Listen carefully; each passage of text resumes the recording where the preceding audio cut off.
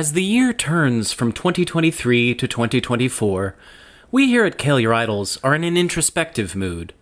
This past 12 months was honestly thrilling for film fans. You had, of course, Barbenheimer, the strikes, an avalanche of auteur cinema, and the faltering of Marvel and Disney, finally. Lots to talk about. But we're a new Hollywood podcast, and ironically that doesn't mean talking about new movies, typically. So, we decided to have a little fun with our year-end episode and give you our top 5 movies of this year, as well as our top 5 of 1973. That's right. 50 years ago, New Hollywood was at its height. Post-Godfather, pre-Jaws, the director is king, studios are taking risks. But does that mean it was automatically a better year for film than our current one? Let's find out.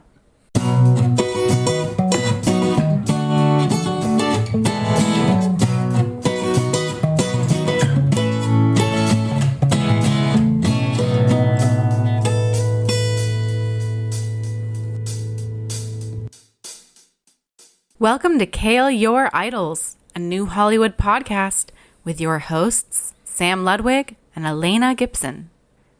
Okay, Yes. End of the year episode. Yes. Another year comes to a close. Father Time transmogrifies into Baby New Year. Is that what happens? Or they're both there at the same time, but then Father Time just kind of ducks out and Baby New Year takes over. Is that what happens? I didn't really like that claymation movie, so I don't know. I am excited because originally I didn't think we were going to do one of these end of the year episodes because we don't normally talk about new movies. Yeah.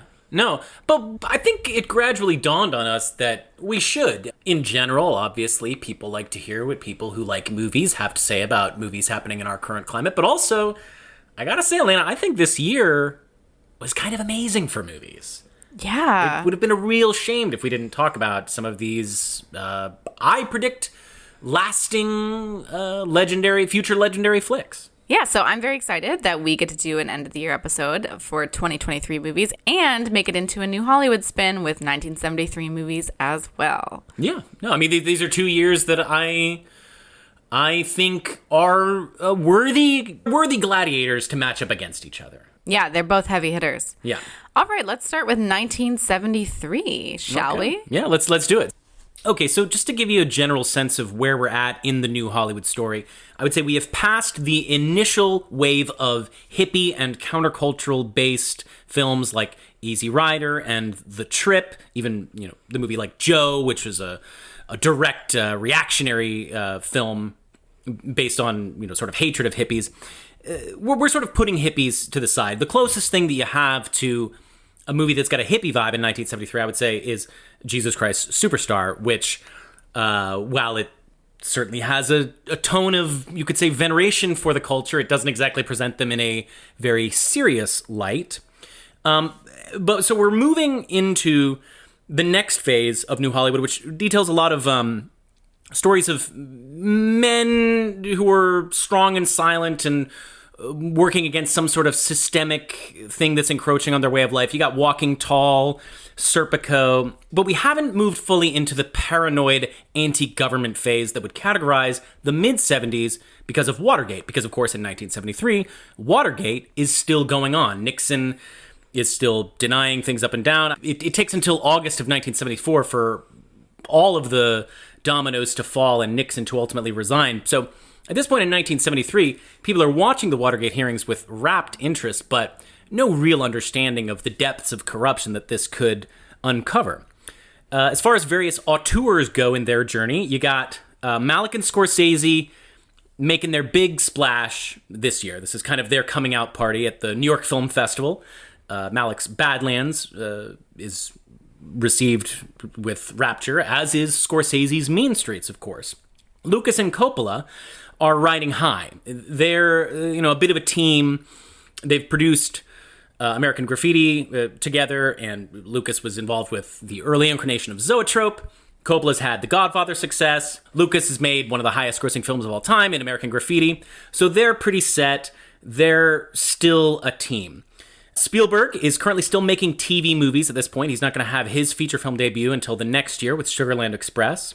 Mike Nichols, after birthing the new Hollywood movement, some might say, with The Graduate, has already had a big fall with Catch-22, and then risen again with Carnal Knowledge, and crashed again this year with The Day of the Dolphin. You got De Palma's in there doing Sisters, and Bogdanovich is sadly already ending his great early phase of the first 3 films. So that's pretty much the main place, I think, where we're at in New Hollywood in 73. Does that kind of cover it for you? Yeah. So can you also give us a rundown of some of the highest grossing films? So those were the New Hollywood ones. How about just the ones that performed the best in 1973? The big story of the year is, of course, The Exorcist. This is the highest grossing film of the year. It grossed $88 million just in America.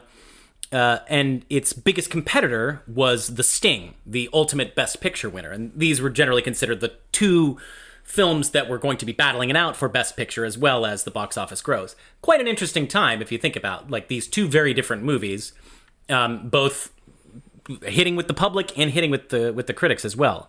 Number 3, you got American Graffiti. No surprise, we've talked about what a financial massive success that was. Number 4, you have Papillon, the Steve McQueen, Dustin Hoffman prison film that I vaguely remember watching. But and it just, when you look at the ratings that this movie has, it's people think this movie is so great. I barely remember watching it, I have to say. There's The Way We Were. Neither one of us watched that, right? No, that's the Barbara Streisand one? Barbara Streisand, Robert Redford. I think they're communists. It's a Blacklist movie, I think. And then you get Magnum Force, which is, I think, the sequel to Dirty Harry, right? Last Tango in Paris, the number 7 highest grossing film of 1973. What do you think about that? Butter is all I think about that. You just went right to that. I mean, I guess that's what a lot of people, the first thing that people think is. I think that movie is kind of cool. Except that movie. for the butter part, obviously. But the butter part is controversial. Yeah, that movie, I respect it, aside from that part. Yeah, arguably Brando's best performance. And then you got Serpico, Jesus Christ Superstar, The World's Greatest Athlete, Enter the Dragon, Live and Let Die, Paper Moon, The Devil and Miss Jones.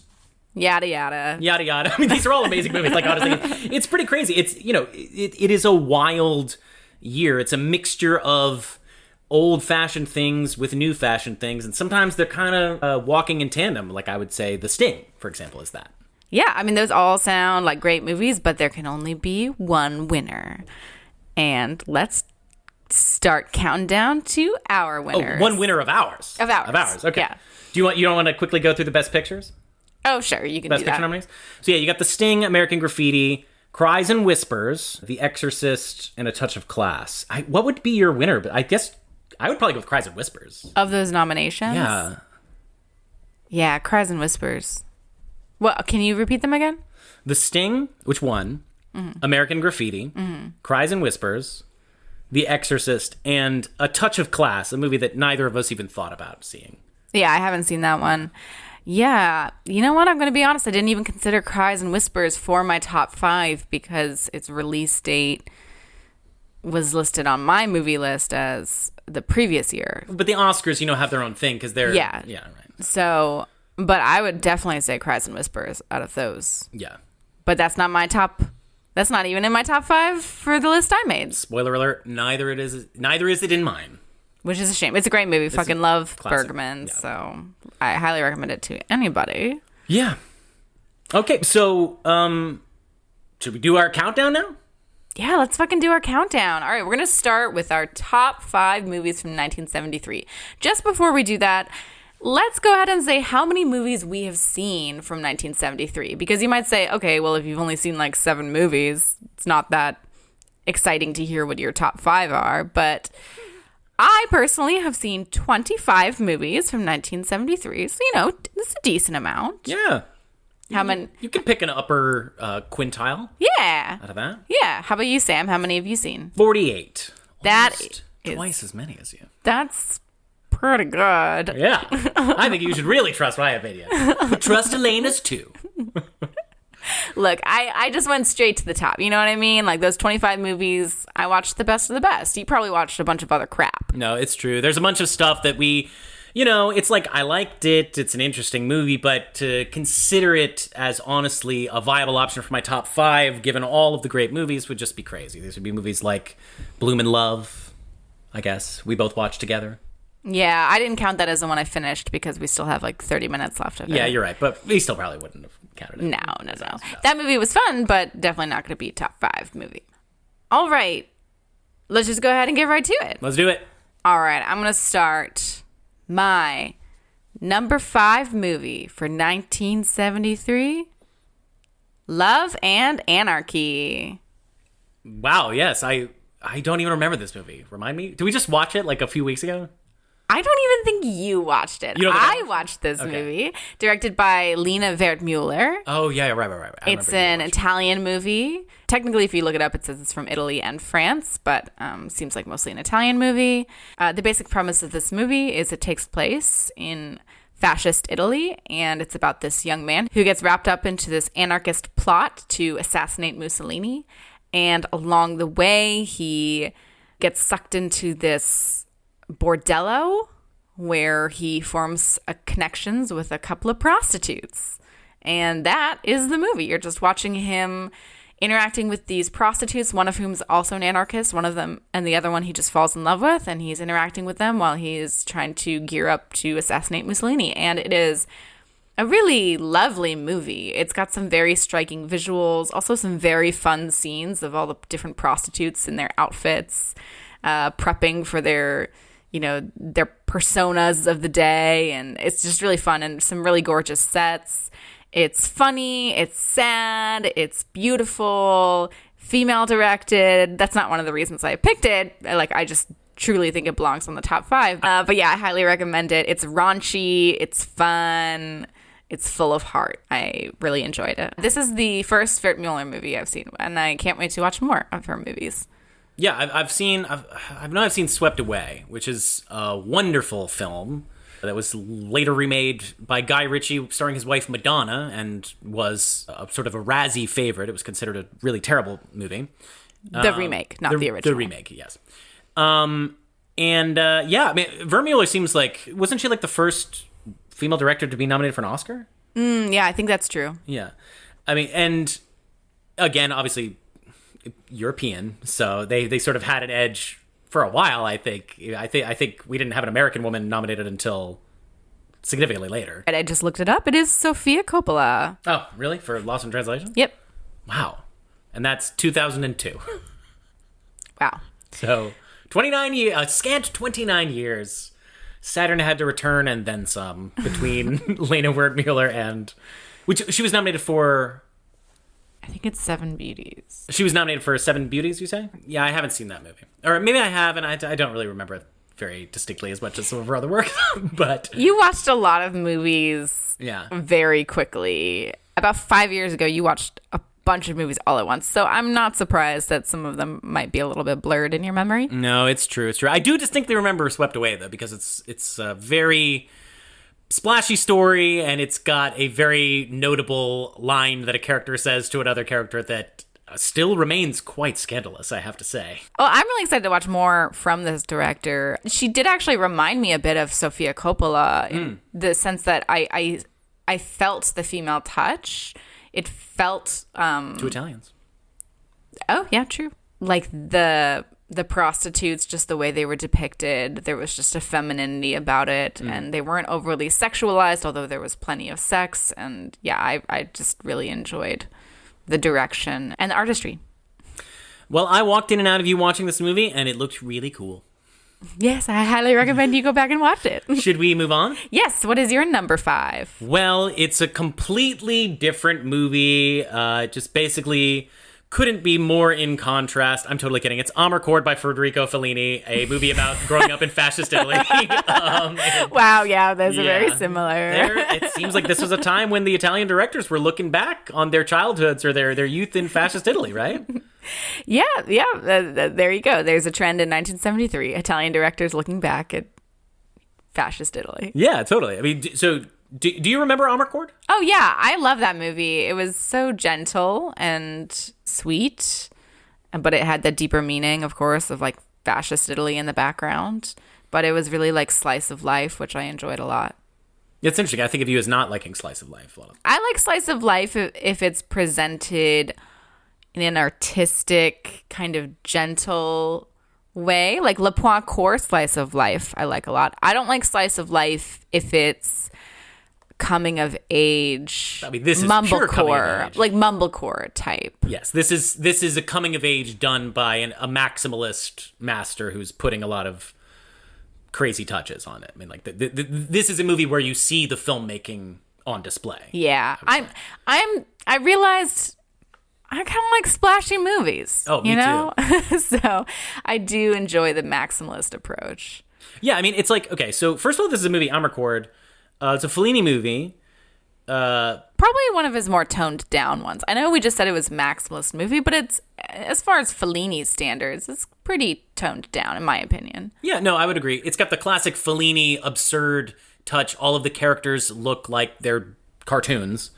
They're all very pointy faced and sort of leering at you and coming, except for the child at the center, who just sort of looks like all of the Fellini little avatars in all of his movies. Just a blonde, fair-haired boy who's like perfect, and everybody else is like looks like a monster. It's kind of amazing.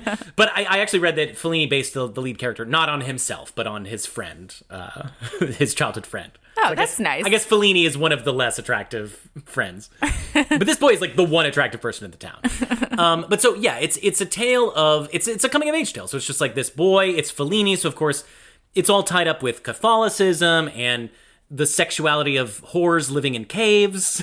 And, I mean, like, it's in all of his movies. And whores in caves. Whores in caves. Literally, true. whores in caves. It's like, true. He's all of the other boys are lusting after their schoolmates. He's lusting after divorcees and loose women that are in their 40s and stuff. It's all just kind of the classic stuff that you think of Fellini as ruminating about in 8.5, except in this case, it's not Fellini the filmmaker, it's Fellini the humanist, looking back at like, what are all of these things that made me? How did they feel in the moment? Not what did they make me into, Yeah, when I watch 8.5, I just have like one giant eye roll during the entire length of the movie. But Amarcord, it's just nice. You're not an 8.5 fan? You don't like 8.5? No. Really? It's so annoying. That's crazy. So annoying. I mean, look, okay, I'm a film fan, okay? So I respect it from a film point of view. I don't mean to say that's crazy. I don't, but it is a funny thing to have one of them work for you and the other one be like, that's way too much. Like, okay, on a scale of 1 to 10, in terms of my rating for 8.5, I have it pretty high up. Like, I probably have it as an 8 or a 9, which is, for my standards... So sort of 8.5? Sorry, but like... I guess that was ripe for the picking. Perhaps, yes.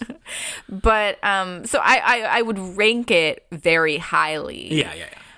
But it annoys the shit out of me. Yeah, I mean, that's interesting. I get it, there are much more fantastical touches in 8.5. And of course it has, there's no real structure to Amarcord, but at the same time you understand that it's just snatches of childhood memories. It's sort of little stories and things that happen. With 8.5, it's a hallucinogenic trip inside a person's mind. No, I think that's cool. The thing that's really annoying is it's this dude and all these like women are like trying to bug him and trying to get a piece of him and they're like distracting him from his art. Like that's really annoying. The sexual politics of it. Yes, okay. I could certainly understand that. I guess I think of Fellini as being, somebody who's trying to interrogate his own problematic sexual politics and interrogate the problematic sexual politics of the Italy that he was raised in, certainly in Amarcord, and the religion that he was raised in. But I also certainly understand that it is a movie about a dude who's like, oh God, why won't these women stop trying to fuck me? But look, I love Fellini. Like, La Strada is one of my favorite movies of all time. I'm super charmed by his You're literally TV movie. You're the guy in the line in Annie Hall who he's mad about. Like, you have the same opinions about Fellini that guy. Really? What does that guy say? He's like, I enjoyed some of his early works, particularly La Strada, and its use of negative imagery, but... La Strada is so touching. It makes me cry every time. I fucking love that movie so much. But I really loved Amarcord too, so I'm really glad that it made one of our lists. It is not on my list, but I'm super happy that it's on yours. I was given a VHS of Amarcord for Christmas by my dad as a, 10-year-old. Oh, wow. Did you Did you watch it? No, I just had a VHS of Amarcord, and it was like, this is a movie that's just been in my life since I was a child. At the same time, though, I have to say, you know, I when we were making these lists, I was like, I kept glancing at Amarcord and be like, well, that's got to be in my top 5. Like, but then I would be like, do I remember what happens in Amarcord at all? No. And so then I would be like, okay, but jog my memory a bit. Like, look what happened. And so I watched it again, like, last week. And I was like, oh, definitely top 5. I love this movie. And I already basically forget every single thing that's happened in this movie. It's a Fellini thing. Like, you know. But that's okay. Yeah, right. It's about the atmosphere. Yes. And it's a truly lovely atmosphere. Lovely, but also has this dark undercurrent of fascism. It's like, you know, it has these children having these beautiful experiences. There's a peacock in a snowstorm at one point. But then periodically the fascists come through and, you know, the vibe of the crowd is like, yeah, we're into this. This is super fun. And they have sort of horrific cardboard cutouts of Il Duce that they have to parade behind and the children's raise their pop guns at. And, you know, every once in a while, his father gets sort of roughed up by the fascists, but it's treated as just this kind of like, that was how life was. And that's gives it an extra sinister tone, because it's just people living their stupid lives, and, you know, their sexual peculiarities are just against this backdrop of like a terrible totalitarian regime. Yeah, and that's really what takes it to the next level, I think, is just showing the everyday complicitness of all the people, but how it was just this like dark part of life. And I think it's handled really realistically and profound. No, absolutely. I mean, Fellini, you know, his films have such a wild, chaotic energy, and yet in Amarcord, it comes together in a way, you know, he's always sort of getting back to his childhood in a lot of his work, but in this one, it's like, no, this is really how he views things, through the eyes of a child. Right. Well, great pick. Thank you. It. Love to see it. I love the Italian fascist movies. Going in tandem. Our number 5s were very similar. That's great. Yeah. I'm interested to see what else lines up or complements each other. Mm-hmm. Okay, my number 4. Yes. Hal Ashby's The Last Detail. Really? Yes. Wow. I mean, I didn't even know that you saw this movie. Yeah, I saw it. Look, okay, a lot of these movies I hurriedly watched in the past couple of weeks. Yeah. So, yeah, I watched it maybe a week or 2 ago. Yeah. And I think, so look, we've already recorded an episode on Hal Ashby. It hasn't come out yet, but because I've done a deep dive into Ashby for that episode, I really have such an appreciation for Ashby now. So that definitely influenced my viewing of it. But I thought it was a very subtly delicate movie in some ways, in ways that Ashby always is. Like, there's just that humanist touch. It's not over the top, even though some of the things that happen might be a little over the top. The morality of it is never clear. I mean, it's clear in the sense of like the military is bad and forces people to make bad decisions and puts them in morally gray areas. But I just really love the way it shows its characters, the way the characters relate to each other. And then, of course, Jack Nicholson is just phenomenal. Yeah. He's amazing, as is Randy Quaid. Yeah. Dennis Quaid's older brother. Yeah. And Otis Young, who plays Mule. I really liked him, too. All 3 of the leads are just absolutely fantastic. Do you want to do a basic rundown of the moral dilemma at the heart of Last Detail? Yeah, sure. What branch of the military are they? They're MPs. They're military police, right? It's the Navy, right? They're Navy. Okay. I don't know if they're military police. Well, they're Navy, and that's part of one of the interesting things that made this movie a part of the New Hollywood Revolution is there was a lot of fighting of like, no, this is a movie about Navy people, so they have to be cussing every other word. they're like, it's, you know, you've heard of sailor talk. This is the movie where we're going to have real fucking sailor talk for the first time ever. Yeah, Ashby had trouble getting this movie distributed or made, I can't remember which, because of the number of cuss words in it. It was the Clerks of its day. Yeah. So the basic premise is that Otis Young, who plays Mule, and Jack Nicholson, who plays Badass, those are their nicknames, they are assigned this detail, like this assignment, where they have to escort another member of the Navy whose name's Larry, who was caught stealing $40 from a charity donation box. But because that donation box was run by the wife of the naval base commander, she had it out for this guy, and this guy was sentenced to 8 years in the brig. Right. For stealing $40. Yes. And Nicholson and Young's characters both straight out disagree with the fact that he should be sentenced to 8 years for such a petty crime. Yes. But they were given this assignment. They know that they'll get in trouble if they don't see it through. So they have to escort him up to Maine, and they are down in Virginia. And so, yeah, they just go on this trip up the coast with him, and initially they're trying to do it as fast as possible, but along the way they realize this is just really unfair for this kid, and they try to show him a good time on the way, and they become friends with him. And as you might imagine, the closer they get to their destination, the more they're struggling with the idea of having to turn him in to the prison for 8 years sentence. Yeah.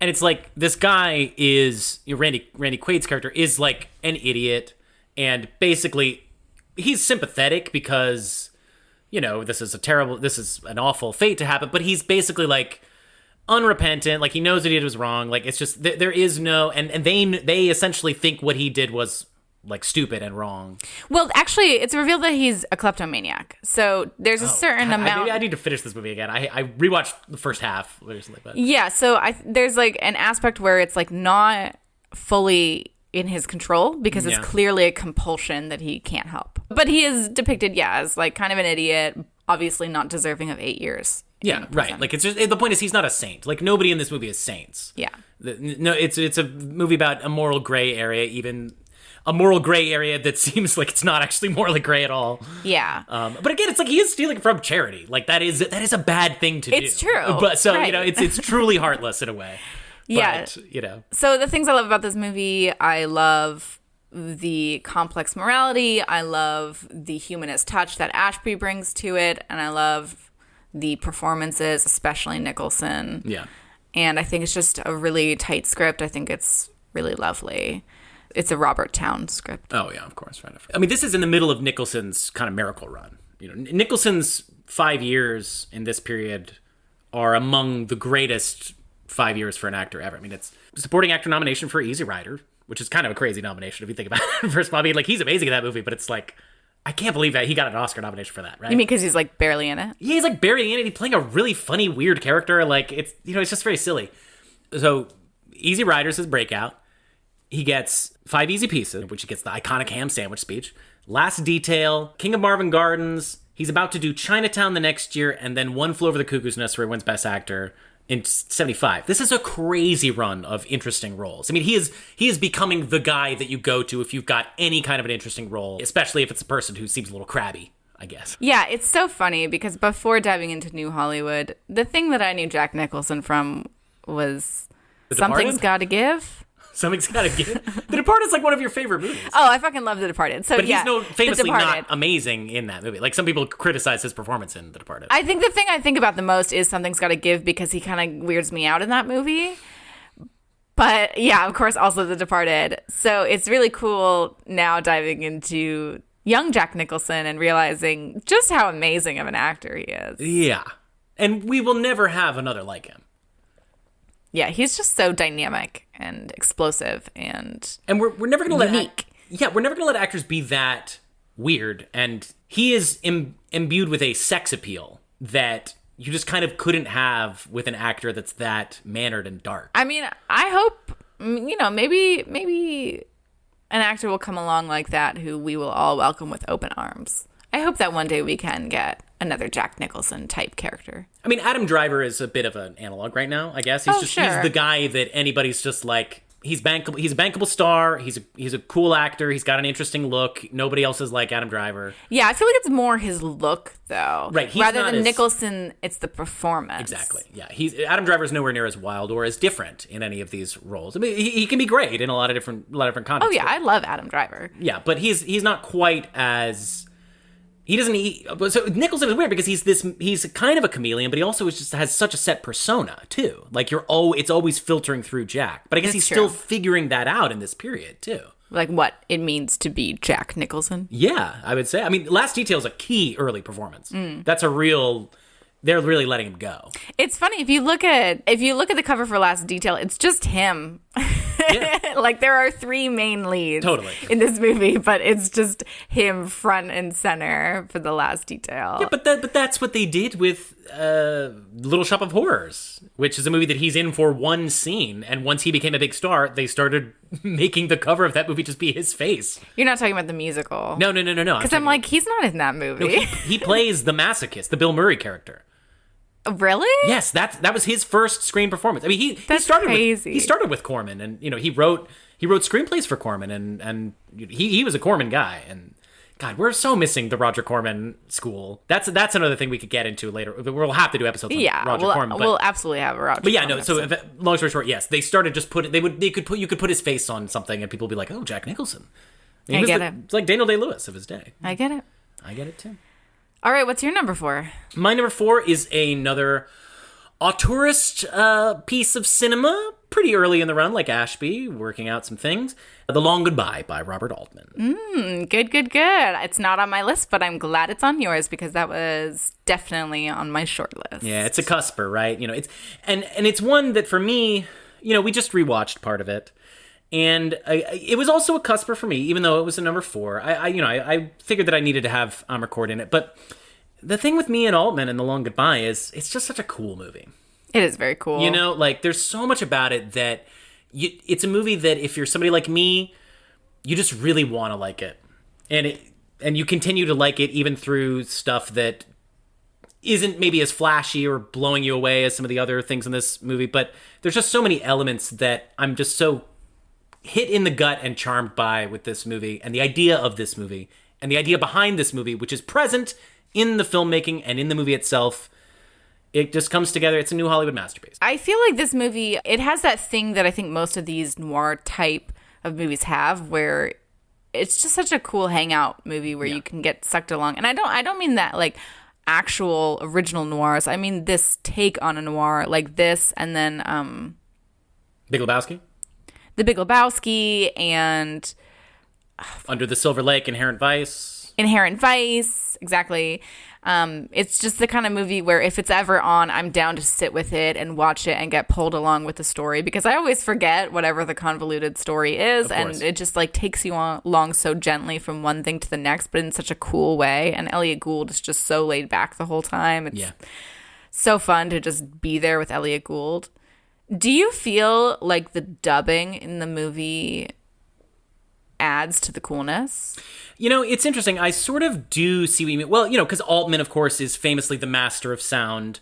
At this point, he's really pioneering his techniques of having different tracks, different tracked sounds, where he's having a bunch of different actors with a bunch of different mics feeding into something that he can really sort of splice and play around with, turning up a conversation from far away when there's 2 actors in the foreground that you're not supposed to be paying attention to so much as this thing happening in the background, or have a beautiful sound to the effect of people talking over each other, like it actually sounds cool and you feel like it's not just a cacophony. And this is a movie that's got a lot of little tossed off lines where Marlowe is just chattering away to himself. And you feel like you're right up close to his mouth saying that. It sort of puts you in his body like a video game. Is that what you're talking about? So you're saying the movie isn't actually dubbed. It's just that it's recorded in such a way that it kind of sounds like it's dubbed because the audios are each so separate from each other. Yeah, maybe that's it. I mean, I'm sure there's some ADR going on in there. But yeah, no, that's one of Altman's that's his major innovation, is he's sort of the master of soundscapes. Yeah, because the sound, it just feels so detached in a really obviously intentional way. And I think it works so well because Marlowe, like Elliot Gould's character, is so detached from everything going on. Like, he always keeps his cool. So to have that extra level of the sound seeming like it's not quite matching the exact performance that you're getting, just blends in with the whole atmosphere of detached coolness of this, what do you call it? PI, like a PI. I mean, like a private dick or whatever. Yeah, he's a private dick. Private dick. This is an adaptation of a Raymond Chandler novel, a famous one, starring his famous character Philip Marlowe, written in the 50s, but this transports Marlowe to the early 1970s. He's a private detective, but he's living in a world where his next door neighbors are a bunch of nudist, yoga-doing hippie chicks who are constantly flirting with him, and he barely seems to register their nakedness or their hippiness. He's just very unengaged with the world that he's in, but at the same time, he doesn't feel... It's not like he's a man out of time, like he's an old-fashioned guy who's out of step with the current world. It just feels like this version of detachment, of sort of the old tough private gumshoe who never seems like he really cares about what's going on, it gives him this weird sense of barely caring about anything, and he just seems like super nice and friendly. Like he seems like a little kid almost in a lot of ways. Yeah, his catchphrase is, "That's okay by me." Yeah, and he just kind of says it like, "That's okay by me." Like it's just like a real person who has been dropped into this world, this is kind of the genre the subgenre that this movie really creates, as you alluded to before. This kind of takeoff on, it's a neo-noir, but it is also this kind of laid-back, countercultural vibe take on a noir character. And yeah, it's like The Big Lebowski, the guy in Inherent Vice, and Under the Silver Lake. These characters are all just very gentle, and they're just, they are barely acknowledging that they're in a mystery. Yeah, and the story always moves them along. Yes. They are less active. And in Inherent Vice and The Big Lebowski, I don't know if I've seen Under the Silver Lake, but in Lebowski and Inherent Vice, that effect is achieved by having those characters just always be totally blitzed out on drugs. Right. So it's very cool that same effect is able to be achieved with The Long Goodbye, with that character, Marlowe, without him being blitzed. That's just who he is. He's just chill. He's invested because this is like the issue that he's trying to solve is about a friend of his. Right. So he cares about what's going on, but he's still just very go with the flow. Yes, and what's another funny thing is there's always something in these kind of movies where the main character is completely missing what's going on until the end, right? And they're basically in denial about, like, they're solving a mystery and they're finding out all these facts about these different groups and how they interact with each other, but there's still just an obvious truth that they're totally ignoring for some reason. And in this, it's just handled so well because, again, typically these detective characters are the most cynical people in the story, in a way. Or they're one cynic in a crowd of cynics, right? And in this, nobody really comes off as very cynical, but Marlowe does have this basic trust in people. Like, he trusts his friend, he trusts all of the people that he's getting information from, and the movie alludes to, like, no, there's basically an underlying corruption to everything about your life, and you just aren't even paying attention to the most obvious facts that everybody else knows, and that are, there's just not crazy mysteries. I don't want to give away the ending, but essentially, the ending is, I can't believe you just didn't expect that this was what was going on all along, man. Like, how did you miss this? Everybody else gets this. It's not even a mystery. What are you talking, Yeah, I think it's a really entertaining noir story. The Altman touch just makes it outstanding to watch, and love Elliot Gould in it. So it's very fun. It's a cool movie. Yeah, Elliot Gould rules. Okay, you ready for your number 3? Yes. My number 3 is The Wicker Man, directed by Robin Hardy. This is a UK film. Well, I'm afraid I have to tell you that it's also my number 3. Oh my gosh, our first overlap. And straight at a number 3. All right. Yeah, this was the movie that I suspected but would be on both of our lists. I knew it was going to be on mine. I didn't know if it was going to be on yours. Really? So we watched this movie last year. We had a Halloween-themed movie marathon. We watched, I think it was about 8 Halloween movies in a row. No, this was a musical marathon. Oh, you're right. It was the musical marathon. We just happened to watch it around Halloween. But yeah, you're right. This was one of the musicals. But yeah, we every year try to do an epic movie marathon. And yeah, this was part of it. I think it was absolutely my favorite of that marathon. I loved it. Had a great time. It was spooky, but it was beautiful, and the music was so haunting, and I love the detail.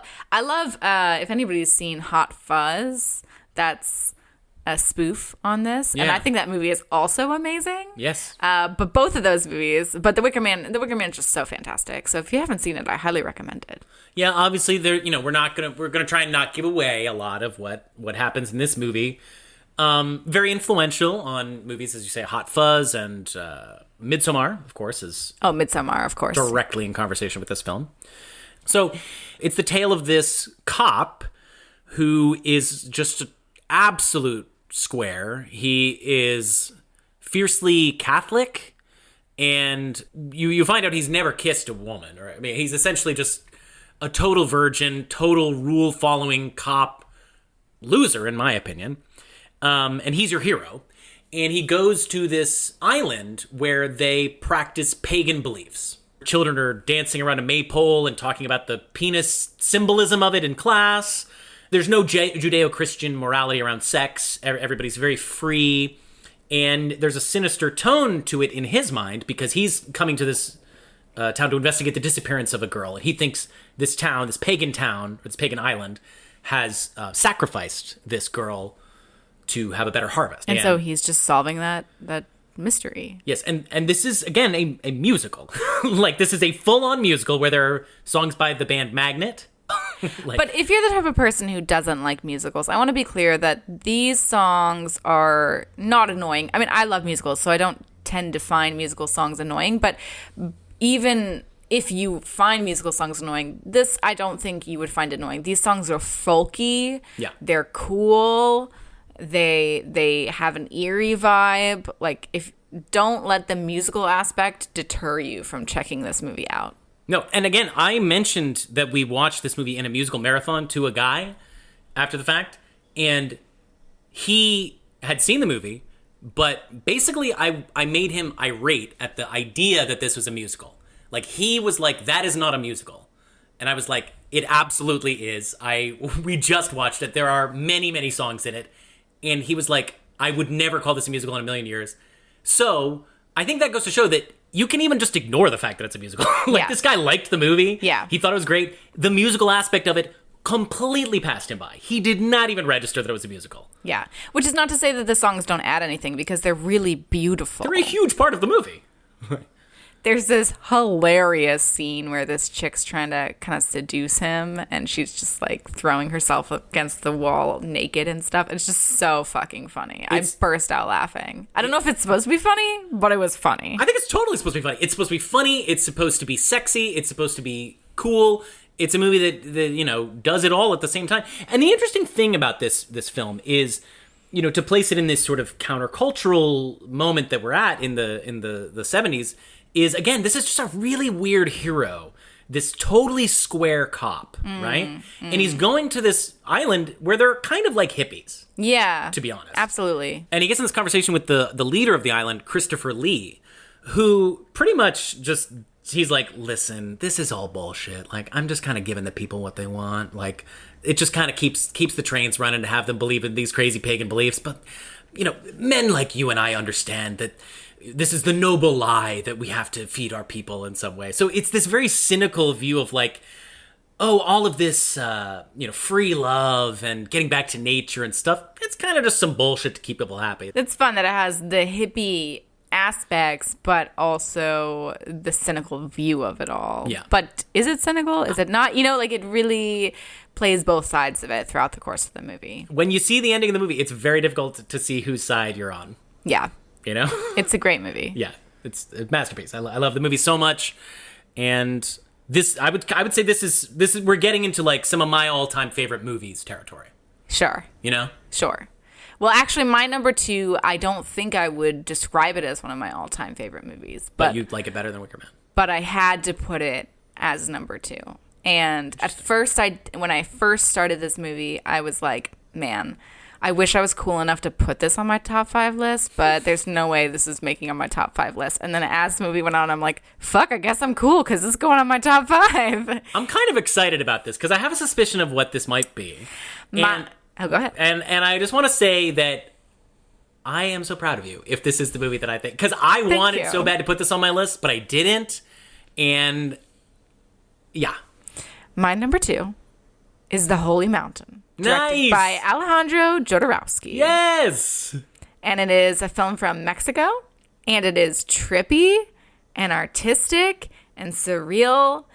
And I just kind of want to walk you through my experience of watching this movie because it's kind of crazy that I've never seen this movie before because this is totally on my alley. I love weird experimental films, foreign stuff, love that shit. And I haven't seen this, but I've heard of it. I knew of it. It's considered one of the weirdest movies ever. This and El Topo, also by Jodorowsky.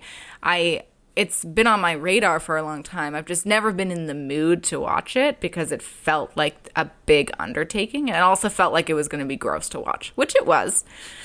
But so I just popped it on a Tuesday night. And I just want to say, like, how many of you motherfuckers out there have actually sat down and watched this movie? Because I feel like everybody knows about this movie, but how many of you have watched it? And it doesn't count if you, I mean, it does kind of count, but not really if you watched it with your college friends just to have a trippy experience or whatever. Like, how many of you on a random night was like, I feel like watching The Holy Mountain? Because it was weird to just randomly put this on as a casual viewing movie. It was such an experience, and it was intense. And during the 1 minute in, I had this pained grimace on my face while watching it. And I watched it alone. And my face was like, oh my God, I don't want to be watching this. This is terrible. Like, I like weird shit, but it felt so punishing and like too punishing for it to be bearable. I did not know if I was going to make it through the movie, but I kept going with it. And as it went on, I promise you, if you can make it past the first like 30 minutes of this movie, it's gonna be a lot easier. Like, it just becomes a much easier viewing experience as the movie progresses. So stick with it. And then I started seeing these amazing sets, and they just blew me away. And I think the set design and the production is really what pushed it over the edge for me as making my top list. And just the impact that it's had over time. Like, it is the fact that it's considered one of the weirdest movies of all time. You know, any movie that's like one of the greatest blank type of movies of all time, that's notable and that's impressive. And sorry, I'm just blabbering on about this, but I love it. I love weird shit. A lot of weird shit can sometimes be very slapdash, like, oh, whatever, it's weird, who cares, like, it's cheaply made but weird. But this wasn't that. Like, they really put so much effort into this movie. The sets were beautiful. The actors clearly put themselves through a lot of shit to film this movie. Like, one actor, there was this one scene where he was covered in tarantulas, and I'm like, if any actor who's willing to do that, it felt like performance art, like you were watching performance art.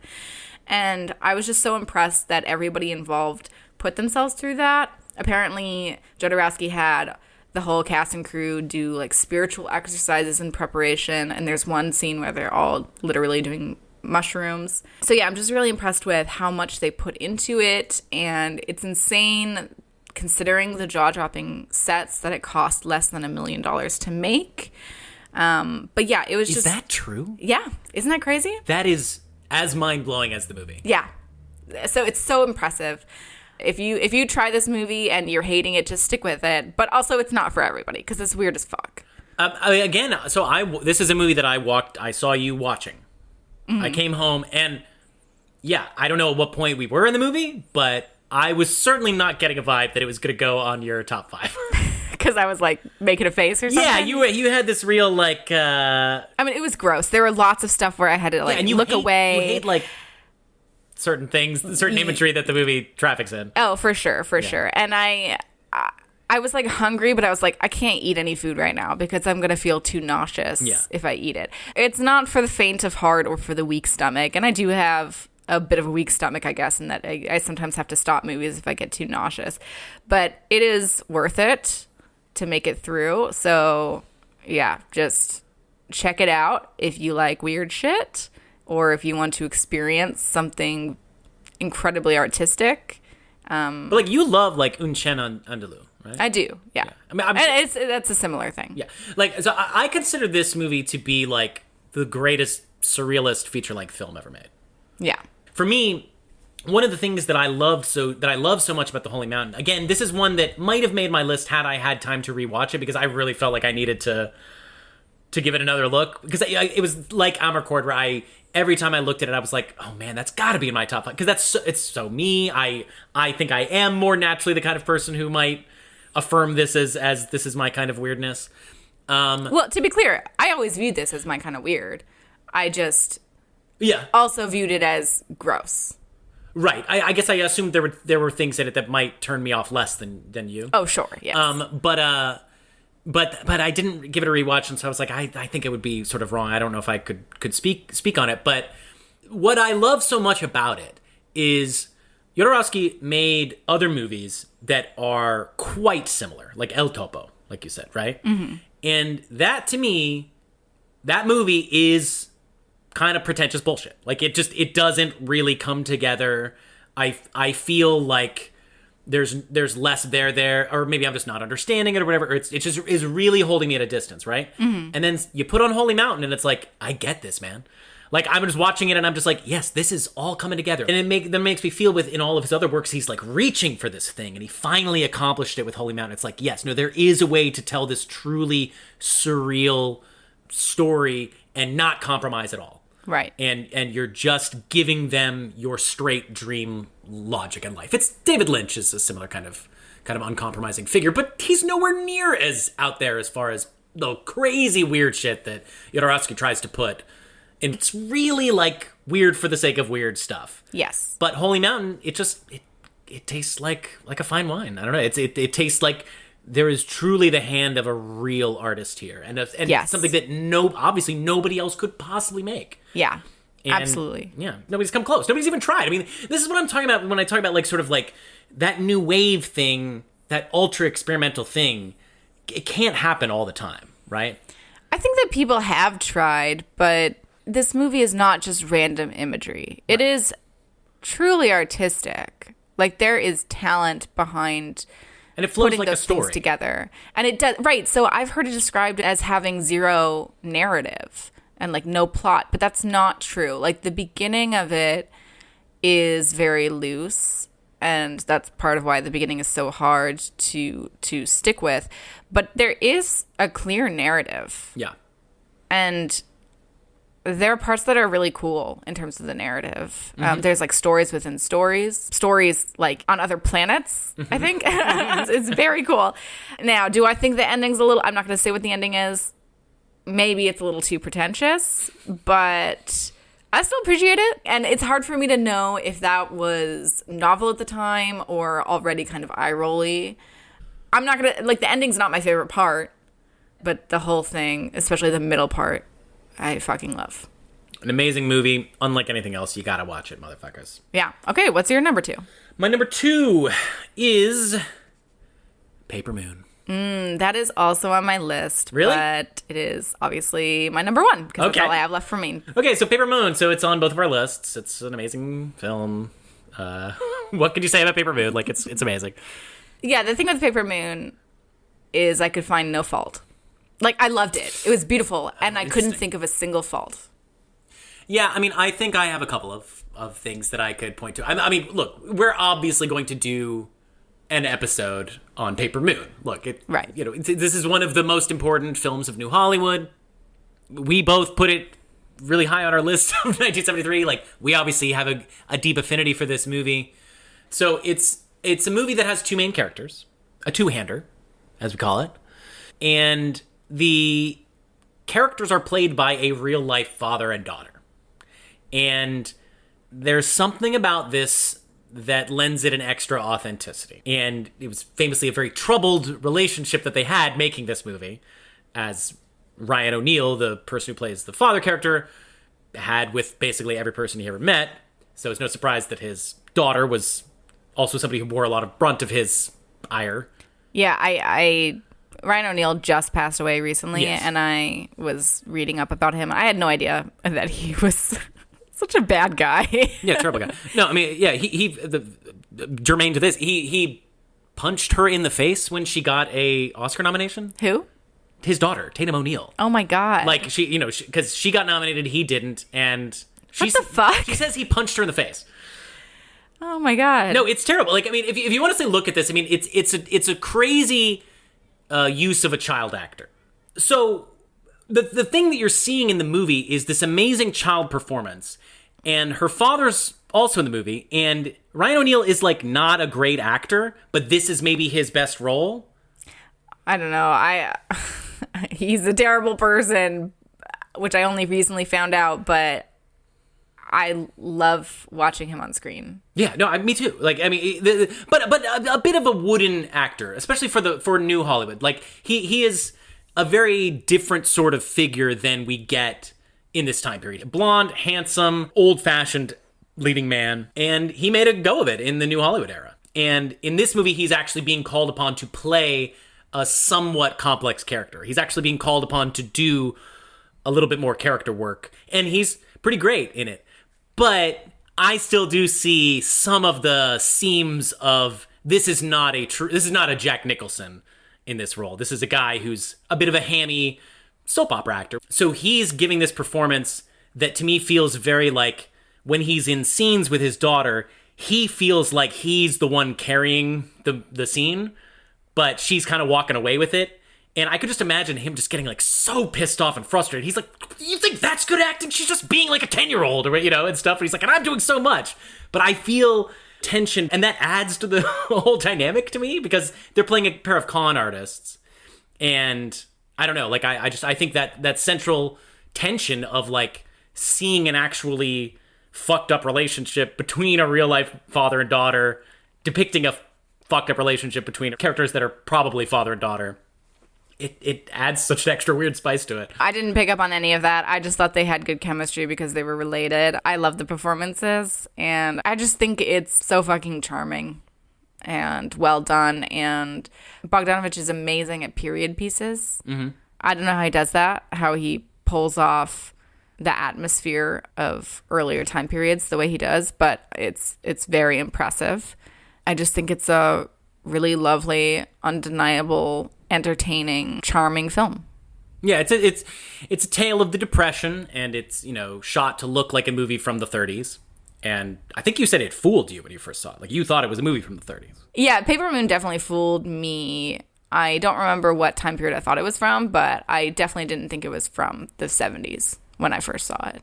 But then again, this movie... All right, so kind of the trajectory of my burgeoning film life started when a friend of mine gave me a list of like 5 movies that he recommended I watch. And it included things like Pere Le Fou, which we've had an episode about, but Paper Moon was on it. So this was a movie that I watched really, really early into my love affair with cinema. So I didn't have a great eye for which movies came from what time periods. So I was perhaps easily fooled, but I was fooled. Paper Moon, we love it. You gotta see it. Everyone would love it. It's great. It's great. All right, I'm super curious about what your number 1 is. I truly don't have any guesses. Are you serious? You're not being sarcastic right now? Well, aside from like The Exorcist, but I kind of got the feeling that neither of us put that on our list. So you're right. And we should take a second to talk about how neither of us put The Exorcist on our list. I think because it's a little bit of a glaring omission. You know, I mean, so how do you feel like we came down on The Exorcist in the end in our episode? I feel like we come off as not really liking it that much, and that's not untrue, but I recognize that it's a little bit nuts that neither one of us put it on our lists. And it's a movie that like I want to love so much, and there's so much in it that really does give me that feeling that I want from a film, so much in the first third. I think that the movie kind of falters towards the end, and yeah, just the whole final sequence just really kind of dings it for me, I think. But how about you? Like, dude, but I still basically think it's like an amazing movie, and I would show it to anybody. You know, like it's a classic. Yeah, for anybody who doesn't know, we did an episode on this already, so we talk about it at length. I don't think we should talk about it too much here, but I do feel like I agree. We could have spent more time appreciating The Exorcist. I do think it's an amazing movie. I think personally the special effects, the datedness of them really takes away a lot watching it now. And there just was, I guess, maybe a lack of heart for me that in the end made it something that I didn't love. But I do think it is a great film, and I really did almost put it on my top 5 list. Like it was Really? on my short list. It almost made it, and part of that was just recognizing the importance of its time. Like Right, exactly, yeah. like what it did at the time for horror films and the blockbustery aspect of it. So I did almost put it on my list. You kind of can't overstate this. Holy Mountain aside, was probably the most mind-blowing film of the year. Yeah. I think for most people. Yeah. It was a huge international box office success, almost won Best Picture, I think, in some people's minds. They think it should have won Best Picture. I have to say it was actually pretty difficult not putting The Sting on my list, but I'm sure not very difficult for you at all. Oh, right. That would have been one that I would have thought would make your list, because you had told me it was one of your childhood It favorites. was my favorite film as a child. Yeah, and that movie, I don't remember that much about it, but that tells, and I watched it fairly recently, like within the past couple of years, so that tells me that clearly it's not my kind of movie, if it didn't stick with me. I liked it, but it wasn't one of my favorites. But yeah, I'm surprised it didn't make your list. Okay, wait, so I'm just so curious, what is your number 1? You really don't know. I really don't know. Why, darling, of course it's Badlands by Terrence Malick. Oh, God, of course it is. Come on. Oh, how could I forget? Listen. Of course. From the get-go, when we decided to do this, it was just no question that Badlands would be my number 1. Of course. Like, This makes sense. There was I never for a second doubted that my number 1 had to be Badlands. This is a movie that I've talked about this before, but this is a movie that I discovered in my catching up on movies period from a couple of years ago, where I sort of was watching a lot of movies on famous lists, movies that people, said were these are some of the greatest movies ever. And I watched Badlands, and my instant thought was, this movie should be as famous as Pulp Fiction.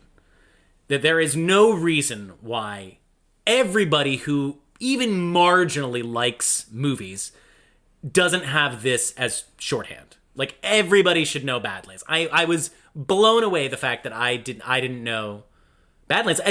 To me, I don't even know if it's necessarily my favorite Malick film, but I think people know Malick movies, and they don't know Badlands.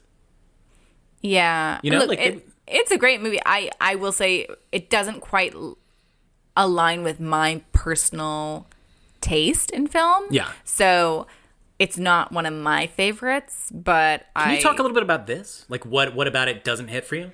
Or you just don't remember it? Or? I'm not a big fan of sad, nothing going on in your life, wandering around type vibe of a movie. Right.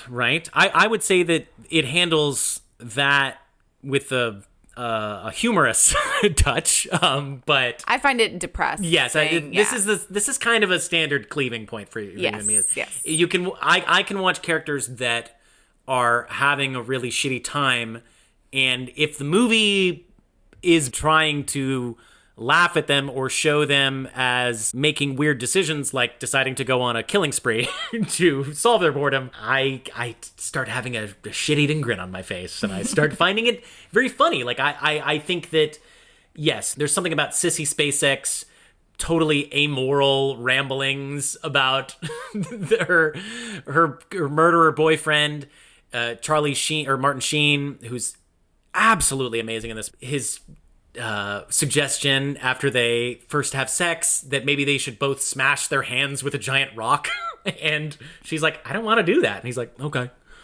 I just find this like the funniest and most charming thing imaginable. The score is so good. We recently got a snippet of the famous score reused in Priscilla. I instantly was transported to Badlands and loved it. And this is Malick at his most splashy and violent, and it's the first Malick movie, so it's really before he's figured out what his own style is, but it's still there. Like, it's still got all the Malick touches, the nature shots, the voiceover.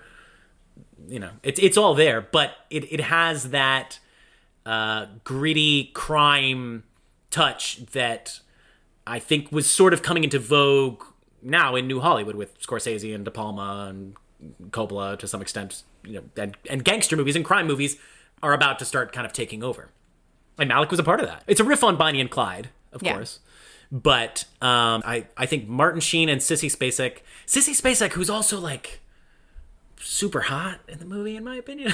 Like, she's just very weird looking and hot. And Which is weird. I would never describe Sissy Spacek I know. as hot. I get it. I understand where you're coming from, but it's just like it's a movie that just is very, very pleasing to me. Yeah, I mean, now that you said it, of course that's your number one. I knew that it was one of your favorites. That's silly of me to forget that one. But yeah, I'm wow, it's cool. We only had 2 overlaps. Yeah.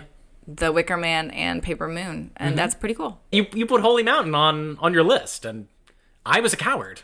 I didn't even think it would make. I didn't think it would make it anywhere on my list, and there I go, put it on number 2. Number 2. That's how fucking cool I am. Yeah, I mean, you have certainly outcooled me. No, Badlands is very cool. So you had 3 foreign films. Yeah, Wicker Man is foreign. Yes, I had 2 New Hollywoods, which were Paper Moon and Last Detail, and then the 3 foreign films were Love and Anarchy, The Wicker Man, and Holy Mountain. How about you? Yeah, Amarcord and The Wicker Man are my foreign films. The Long Goodbye, Paper Moon, Badlands. They're not the most dissimilar movies in the world. A little bit of grittiness, a girl, a gun, in a car is at play in them. Obviously, Paper Moon has a light touch, but they're criminals. It's so fun getting to run through the fields of 1973. Yeah, I feel like we covered a good amount of ground with just our top 5 list. But there were some honorable mentions that didn't quite make it. So rattle them off. Yeah, I just have a couple that I want to go through quickly, and then maybe some we can talk about more. Yeah. But F for Fake. To be honest, I haven't seen it in a while, and I don't remember that much about it. So I do wish I had time to rewatch it before this episode, but I didn't have time, so I didn't because I'm a loser. But I remember the first time I watched it being like, whoa, that's so cool. So, I think that's a very cool movie. Other movies I want to briefly mention, Fantastic Planet. That's trippy as shit. I don't like that movie. I think it's cool. I don't enjoy the experience of watching it because, like, the animation's kind of gross, in my opinion, but I still think it's trippy and cool. We just watched Belladonna of Sadness, which I thought was way better than Fantastic Planet. I agree. I also thought Belladonna of Sadness was way better. If anybody is interested, that movie has a huge fucking trigger warning. Lots of rape. It's like all about rape, and it's very rape porny. Like it's the messaging is like rape is bad, but also like it shows the rape scenes as they're very explicit, but they're also pretty sexy in a fucked up way. So, but also like you do find yourself being turned on while you're watching it. So if you're into that, I mean, it's a cool movie. To be honest, it's kind of a great movie. Like I toyed with putting it on my list. It's got fucked up messaging because like the rape porny aspect, and then also it's like the messaging is like sex is bad, but then at the end it's the very end thing, which I don't want to say because it was like such a delight to experience the ending, so I don't want to take that experience away from you by telling you what the ending is, but that kind of put into question all of it. But I felt like it was depicting sex as a bad thing throughout the whole film. But it's considered by many as a feminist text, even though it's... Yeah, I was going to say that, like, I feel like it's a feminist movie from the perspective of a man. Yes. It's basically my take on it. Yeah. But it is an animated movie, and it's very cool animation. It's super, super trippy, psychedelic. It's really early within, like, anime has kind of been around throughout the whole history of cinema, but it really became a mainstream thing in the 80s in Japan. So this is before that. So this is pretty early on in the anime. So yeah, it's a very cool, trippy, beautiful movie. I think it honestly has my favorite cinematic depiction of a character having their mind blown by like all of the knowledge in the universe. There's this one part that it's just drawings of stuff, but it just perfectly evokes this impossible to evoke feeling of like, I suddenly know everything, Yeah. And yeah, it's incredible. Yeah. I love that movie. I really thought about putting it on my list. It was really cool. We watched it last night, so it's very fresh in our memories. But yeah, it was really cool. I watched Godzilla vs. Megalon, which was an amazing experience. That movie is so fucking fun. I can't even describe to you how fun it is to watch that movie. Like, Godzilla's like punching the air like in the middle of his fights. Like, he's just so full of life and he's so silly. And the monsters he fights this monster Megalon, but then there's also this robot dude, and I wouldn't say it's a good movie. Like, it's a B movie, but it's a really, really fun B movie to watch. Didn't we watch All Monsters Attack? Yes, yeah. Is it better than that? Yeah, it's more fun. I mean, they're both bad, but like Godzilla vs. Megalon is way more fun, in my opinion, than All Monsters Attack. Okay. Totally my kind of B-movie experience. Super fun. Obviously not going to make my top 5 list because it's just like not a good movie, like if we're talking technical stuff, but really fun. All right. Also, Coffee. That movie was cool. Yeah. Can we talk about blaxploitation for a second? Yeah. So this is an interesting moment in blaxploitation. It's basically already past. I mean, not fully. There's still going to be some more. But this is Coffee is perhaps the most enduring blaxploitation work of 1973. You've got a couple of notable sequels, Scream, Blackula Scream, and Superfly TNT. But we've already got Shaft going and Superfly's going. And if we recall from our Exorcist episode, the popularity that movie had with black audiences was used as an excuse to stop making blaxploitation movies. So this is almost, you could argue, the year, unfortunately, the blaxploitation started receding. Well, fortunately or unfortunately, I know that it's a genre that has its critics. Yeah, but so this year there was Coffee, also notable, which I didn't get the chance to watch, is The Mac. Oh, The Mac. Sorry, that's the also other. That's the other 1973. one. And you got The Spook Was Sat by the Door, which isn't quite a blaxploitation movie, but is a very fascinating movie that I do recommend anybody checking out. I hopefully we'll cover it at some point on the podcast. Yeah, probably we will. That's true. So yeah, this is a hinge point for blaxploitation movies, of course. So, but and of course James Bond. This is Live and Let Die. So even James Bond is going down to New Orleans and having a blaxploitation inflected adventure to results that you be the judge of. But Coffee's very cool. It's got a very sexy Pam Grier in it. Oh my God, sexy! Super sexy. It is a sexy movie. It's talk about boners. Yeah. And then, I'm basically done with my honorable mentions. And I just wanted to give a special shout out to how shitty The Day of the Dolphin was, because that was fucking shitty, but it was very fun to watch. Talking dolphins. I can't believe we watched that movie. I still can't believe it either. We've definitely mentioned it before on this show, but yeah, it was, holy shit, it was so bad, but it was also fun. George C. Scott is good in it, of course, like as he is typically good. But it's just wild where Mike Nichols' head was at certain points in his career. Yeah. All right, so what are your other honorable mentions? My honorable mentions, okay. So, as I said, The Sting came very close to making my list. I love this movie. I think this movie was one of the formative experiences that I had as a kid with, I don't know if I was told by an adult or if I was just showing this to my friends and telling them, but it's the kind of movie where you say like, no, pay attention to this part. It's a kid's movie version of subtle visual storytelling and a very complicated set of ideas that, because of the nature of cons and stuff, you have to kind of pay attention all the way through to the end, and then you retroactively find out what was happening in the scene before. And I think that it needs to be lauded for that. It's a brilliantly constructed film. It's made by George Roy Hill, who is a brilliant new Hollywood auteur. Later went on to make Slapshot, a film that you and I both really love. And it's got your classic Paul Newman and Robert Redford pairing, and they're both at the top of their game. Redford's pretty great in it. Paul Newman is amazing, of course. To be clear, I feel like you kind of described it as a kid's movie, but it's not a kid's movie. No, but it's a movie that kids could love. Yeah, and it's a movie that I, as a child, was very into, but it's not telling you that. But it's not it's not a kid's movie though. I guess not. It's more of a kid's movie than Butch Cassidy and the Sundance Kid, though, is. I wouldn't call that a kid's movie either. I know, but I think that it's a movie that's a little bit friendlier. Sure, it's kid friendly. Yeah. Sorry, I didn't mean to interrupt your list. I just wanted to clarify. No, go ahead and interrupt all you want. Also, I toyed with putting John Frankenheimer's The Iceman Cometh on my list. I'm not gonna lie. It's it would be a crazy thing to put on your list. It is a movie that I do love, flaws and all. It's got a young Jeff Bridges in one of the roles. Of course, it's got Lee Marvin in the lead role of Hickey, I think is the name of the character.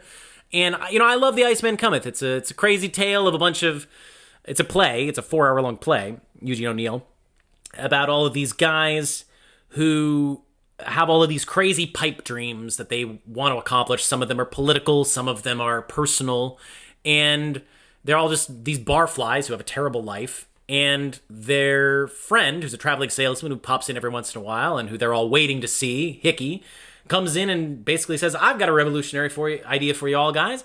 Give up your dreams. Stop caring. And the movie sort of goes from there and has a darkness and a humor, but it's also just so deliciously dry and sterile in a way that I can sometimes really enjoy, that theater often is because it's so talky. Yeah, this movie, you're really seeing the theater nerd side of Sam. True. Yeah, this has almost made Sam's list. Yeah, it would be crazy. I had to tell you that I thought about it. And a movie that I really, it could have made my list had I had the chance to rewatch it, was Sleeper by Woody Allen. That was never going to make my list, but I see why it appeals to you. This is because it's Woody Allen. It's Woody Allen. It's funny. Well, it's Woody Allen. I am not a huge fan of the early funny Woody Allens, the pure comedies. I respect them, of course, and Sleeper, I would say, is the second best. I think they basically get better and better, and I do love Love and Death, but Sleeper is a brilliant movie. It's a brilliant depiction of, well, so Woody Allen has this weird obsession he's obsessed with all of the weird dietary instructions that people were given in the late 50s and early 60s that then turned out to be wrong very shortly afterwards. Like all of the, you got to eat a lot of dairy in order to have, to prevent heart disease and just all these things. And so the main character, he plays this guy who's a health food store operator in the early 70s who gets frozen and unfrozen, 500 years in the future. And basically everything that he thought was true about the world is wrong. Everybody's just like, oh, please smoke cigarettes. They're the healthiest thing for you. And have this hot fudge sundae. And, and the world is just topsy-turvy. And it manages to include, as far as I know, the first popular depiction of cloning in any movie ever. Interesting. Yeah, this is the movie that gave cloning to the popular American imagination. I cannot think of a movie that did it before. And, so it functions as this, hilarious movie that actually has some interesting science fiction going on in it. And, it's a slight movie. Maybe maybe it wouldn't have made my list if I'd rewatched it. I would have said, nah, that's still just kind of a trifle. But, it's a movie I love, and I feel like I needed to shout it out. But you can't find it anywhere. You can't watch it anywhere. Really? Yeah. I mean, and most of Woody's stuff is available. And this did not used to happen in the video store days. You know what I'm saying? You have these things now where some movie that's pretty fucking famous that everybody knows, and all of a sudden for some reason you can't watch it anywhere. That was not something that happened in the days of video stores. Yeah, well, that's why there's such a resurgence of physical media amongst movie lovers, is because of this concern that unless we start creating our own collections again, that there will be things that will disappear entirely and that we won't be able to access because companies will just squirrel them away. So yeah, I'm honestly kind of tempted to start my own physical media collection. All right, let's maybe there's some trends that we didn't quite hit on. We've already mentioned some trippy movies, so I just want to explicitly state trippy stuff seemed to be big in 1973, specifically for non-US films. So we got Belladonna, Sadness, Fantastic Planet, The Holy Mountain. Maybe you could consider F for Fake as trippy, in a sense. Mind-bending. Mind-bendy, yeah. Some other trends I saw: elevated horror, because you've got The Exorcist, The Wicker Man, Don't Look Now. Yeah, you're right. There's a lot of gore and violence with Lady Snowblood, Flesh for Frankenstein, Theater of Blood. I assume I haven't seen that movie, but come on, the title, Theater of Blood. The Holy Mountain's pretty gory. The Exorcist, gore, violence, of course, there. We've also got Charismatic Man / Ambiguous Man with Badlands, Paper Moon, The Last Detail, The Long Goodbye, Serpico. Plenty of movies with sex in them. If you really want to stretch, you could say that maybe female power was kind of a thing featured in some 1973 movies, like Love and Anarchy, Belladonna of Sadness, Coffee, Paper Moon. Coffee, Paper Moon, yeah. The Exorcist. The Exorcist? Yeah, in a way, yeah. But let's be real, these were all male filmmakers making these movies, so, you know. Except for Lena Wertmuller with Love and Anarchy. Yeah. How about you? What trends did you see? Oh, not much. I mean, we've talked about some of this. You know, it's. I think there's a lot of period pieces going on. You got The Sting, Paper Moon, American Graffiti, Papillon, Badlands, even The Three Musketeers. There's. They're starting to do. I wish I really could fully explain this, but the trends in release strategy that have been started with The Godfather, the wide releases and four-walling. These are terms that I vaguely understand, but basically they're different than the release strategies that were often employed by most movies, because, you know, movies would just like run for a longer period of time. Yeah, I think there used to be some system where there were like A-list theaters that they were allowed to do their releases first, and then no theater within a 50-mile radius could release that same movie at the same time. So then all the A-list ones would do the release first, and then the B-list movies, and then it would just work its way down. So, you know, a single movie would be released across a variety of theaters over the course of an entire year. How many prints of a movie do you really need? You know what I mean? Like, you don't want to make an infinite amount of prints if you're not going to use them. Oh, is that the reason they do it like that? I assume so. I mean, yeah, it's cheaper to just, like, have a certain set of prints, and back then they were called rentals. The theater would rent the prints, and it's like, okay, now it's done at that theater, and now they'll bring it to another theater in Alabama or whatever, you know. I imagine it's also better for the individual theaters if you were like one of the better theaters, because then there's not as much competition in the beginning. Well, again, this is like The Exorcist we talked about, right? Like, because at the beginning they released it limited. Yeah. And it created this massive demand. It created these huge lines that were part of the iconography of the release of The Exorcist. And then they quickly realized that they needed to do the thing that had been happening with The Godfather, which is just release it wide immediately. And then this leads to the release strategy of things like Jaws and Star Wars and the tyranny of opening weekends that we have now. That's just like super important that you make a lot of money like really, really quickly. Like, that just wasn't a thing. You know, I mean, movies had it. It was like, we'll get there. We'll check in a year and we'll see how much money this movie has made. So that's something that's sort of nipping at the heel. It's right at the corners of things, just sort of starting to happen. We have some foreign auteurs who are maybe a little bit later than the initial Cahiers du Cinema new wave people going Hollywood. You got Bertolucci and Milos Forman. These are movies. They're not necessarily making Hollywood movies, but they're, I mean, in Bertolucci's case at least, but they've fully, you know, bought into, okay, we need to use these American actors, Marlon Brando, Jack Nicholson. These are the people that I want in my movie. I want to reach this audience of American cinema fans, you know, because that was who you were chasing, I guess, at the time. And also, you know, maybe there were various other reasons you could make more money or something, I don't know. But yeah, this was a time of foreign directors going Hollywood, which I think is pretty interesting. Yeah. Cool. Yeah. All right. 1973. Pretty fucking good year for movies. Really, really good. It was really good. But you know what? I think 2023 is better. Oh, shit. I do. You're I'm sorry. You're going to call it now, aren't you? Yeah, I'm just going to call it. Okay, look. If I was considering which year would be a better year for movies, 2023 or 1973, if that question had been presented in the beginning of 2023, I would have been like, what the fuck? I mean, obviously I hadn't seen the movies yet, but how could 2023 possibly live up? This is just like the shittiest time for movies ever. It's just nonstop superhero stuff. Agreed. Post-pandemic, it's all just totally in the shit. Nobody's going to theaters anymore. The concept that 2023 could be as good or even better than 1973 would have been mind-blowing back then. But honestly, I kind of agree with you to some extent. I know that's a blasphemous opinion to have as a film buff, but it was a great year for movies. I had, I believe, four movies in 1973 that were my honorable mentions. that didn't make my top 5. Right. Okay?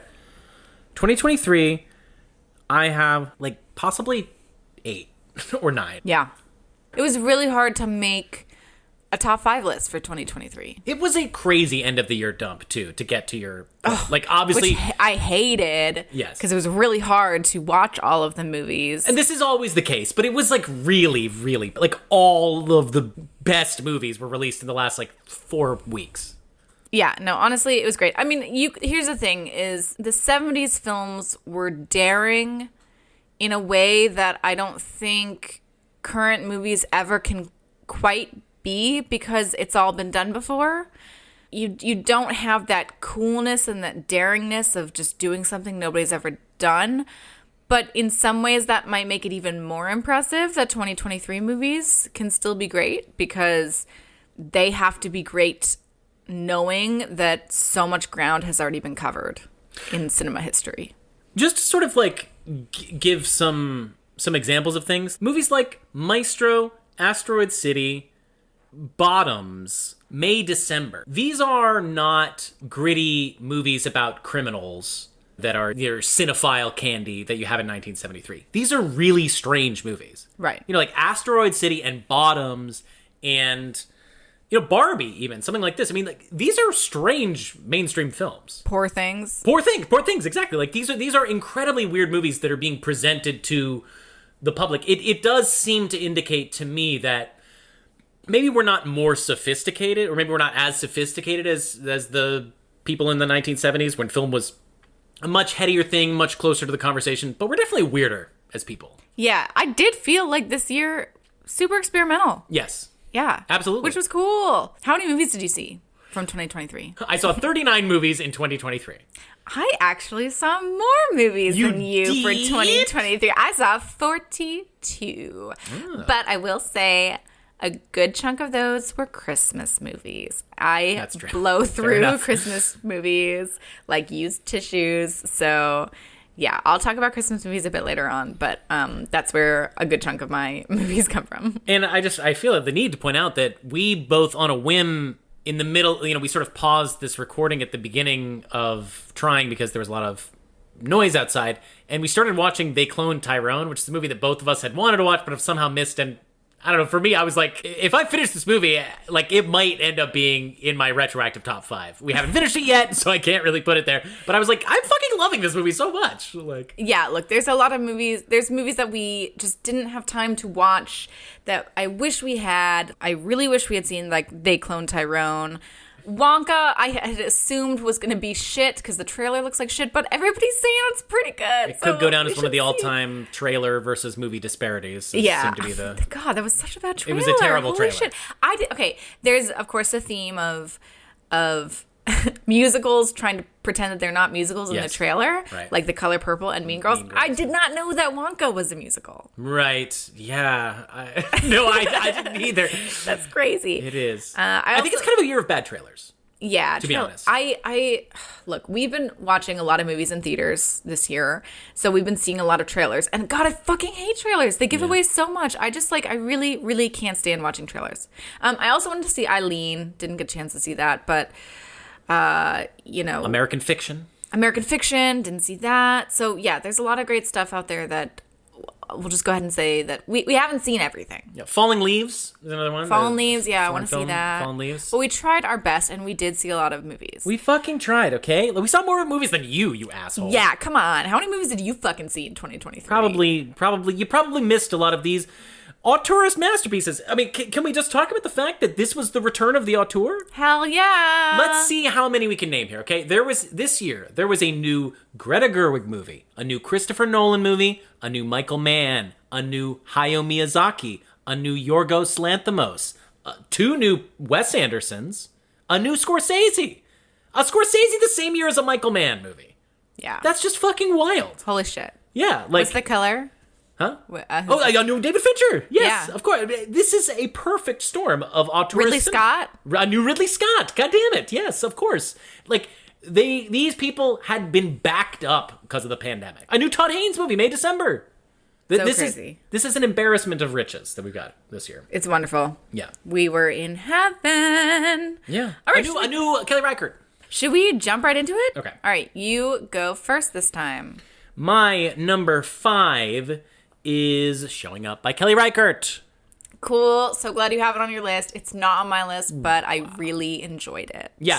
Look, I'll be honest. This movie, there are some other movies that are in my honorable mentions that I maybe think are a more complete, full experience than Showing Up in some ways. I think this is a movie that I love a little bit more than it really gives me reason to. And it gives me a lot of reason to. But, I think it's a movie that falters in some ways, maybe towards its resolution, and it has a little bit of an aimlessness, which I love, but at the same time is also sometimes a little bit like, this is truly aimless here. Like, I don't know if there's as much going on, but I just feel it in my soul. It's the story of Michelle Williams, who I really think might just be the actor of her generation. I mean, she is so good in this movie. So good. And in every movie. And so she plays a super crabby sculptor who, basically the movie depicts the lives of these academics who are also artists. They all practice this same kind of, or different kinds of sculpture, but she's in this community, this college town community, where like she works at the same university as her mom in the department, and it's this incredibly insular world of sculptors and artists who are both trying to have this bohemian lifestyle, but are also academics stuck in a cubicle. They are making art largely only for the assessment of their peers. Like, nobody's coming to these shows except other people in the department. And Michelle Williams just plays this incredibly crabby sculptor dealing with jealousy issues with the other people in her department and self-doubt, but also maybe feeling like you're not appreciated enough. And it's just this very real grumpy portrayal of a woman working in this extremely delicate art form, but she just has like no love in her heart for anything in the world that she's depicting, and it's really charming. It's hard to describe, but is that kind of hitting any of this? Yeah. Actually, I don't know. The things I love about this movie are other things than what you mentioned, but I love those things too. Yeah. So I really love the objective view of this movie, the way it like objectively portrays art, because in somebody else's hands, some of the art that the people in this movie are engaging with would seem over the top or ridiculous, but that's not really how it comes across. Like, it's a little bit in the, like, dipping a toe in the over the top, but not fully, and it's not necessarily showing it as extremely profound either. It's just presenting the art in front of you, and you as an audience kind of don't really know how to feel about, like, how good is the art.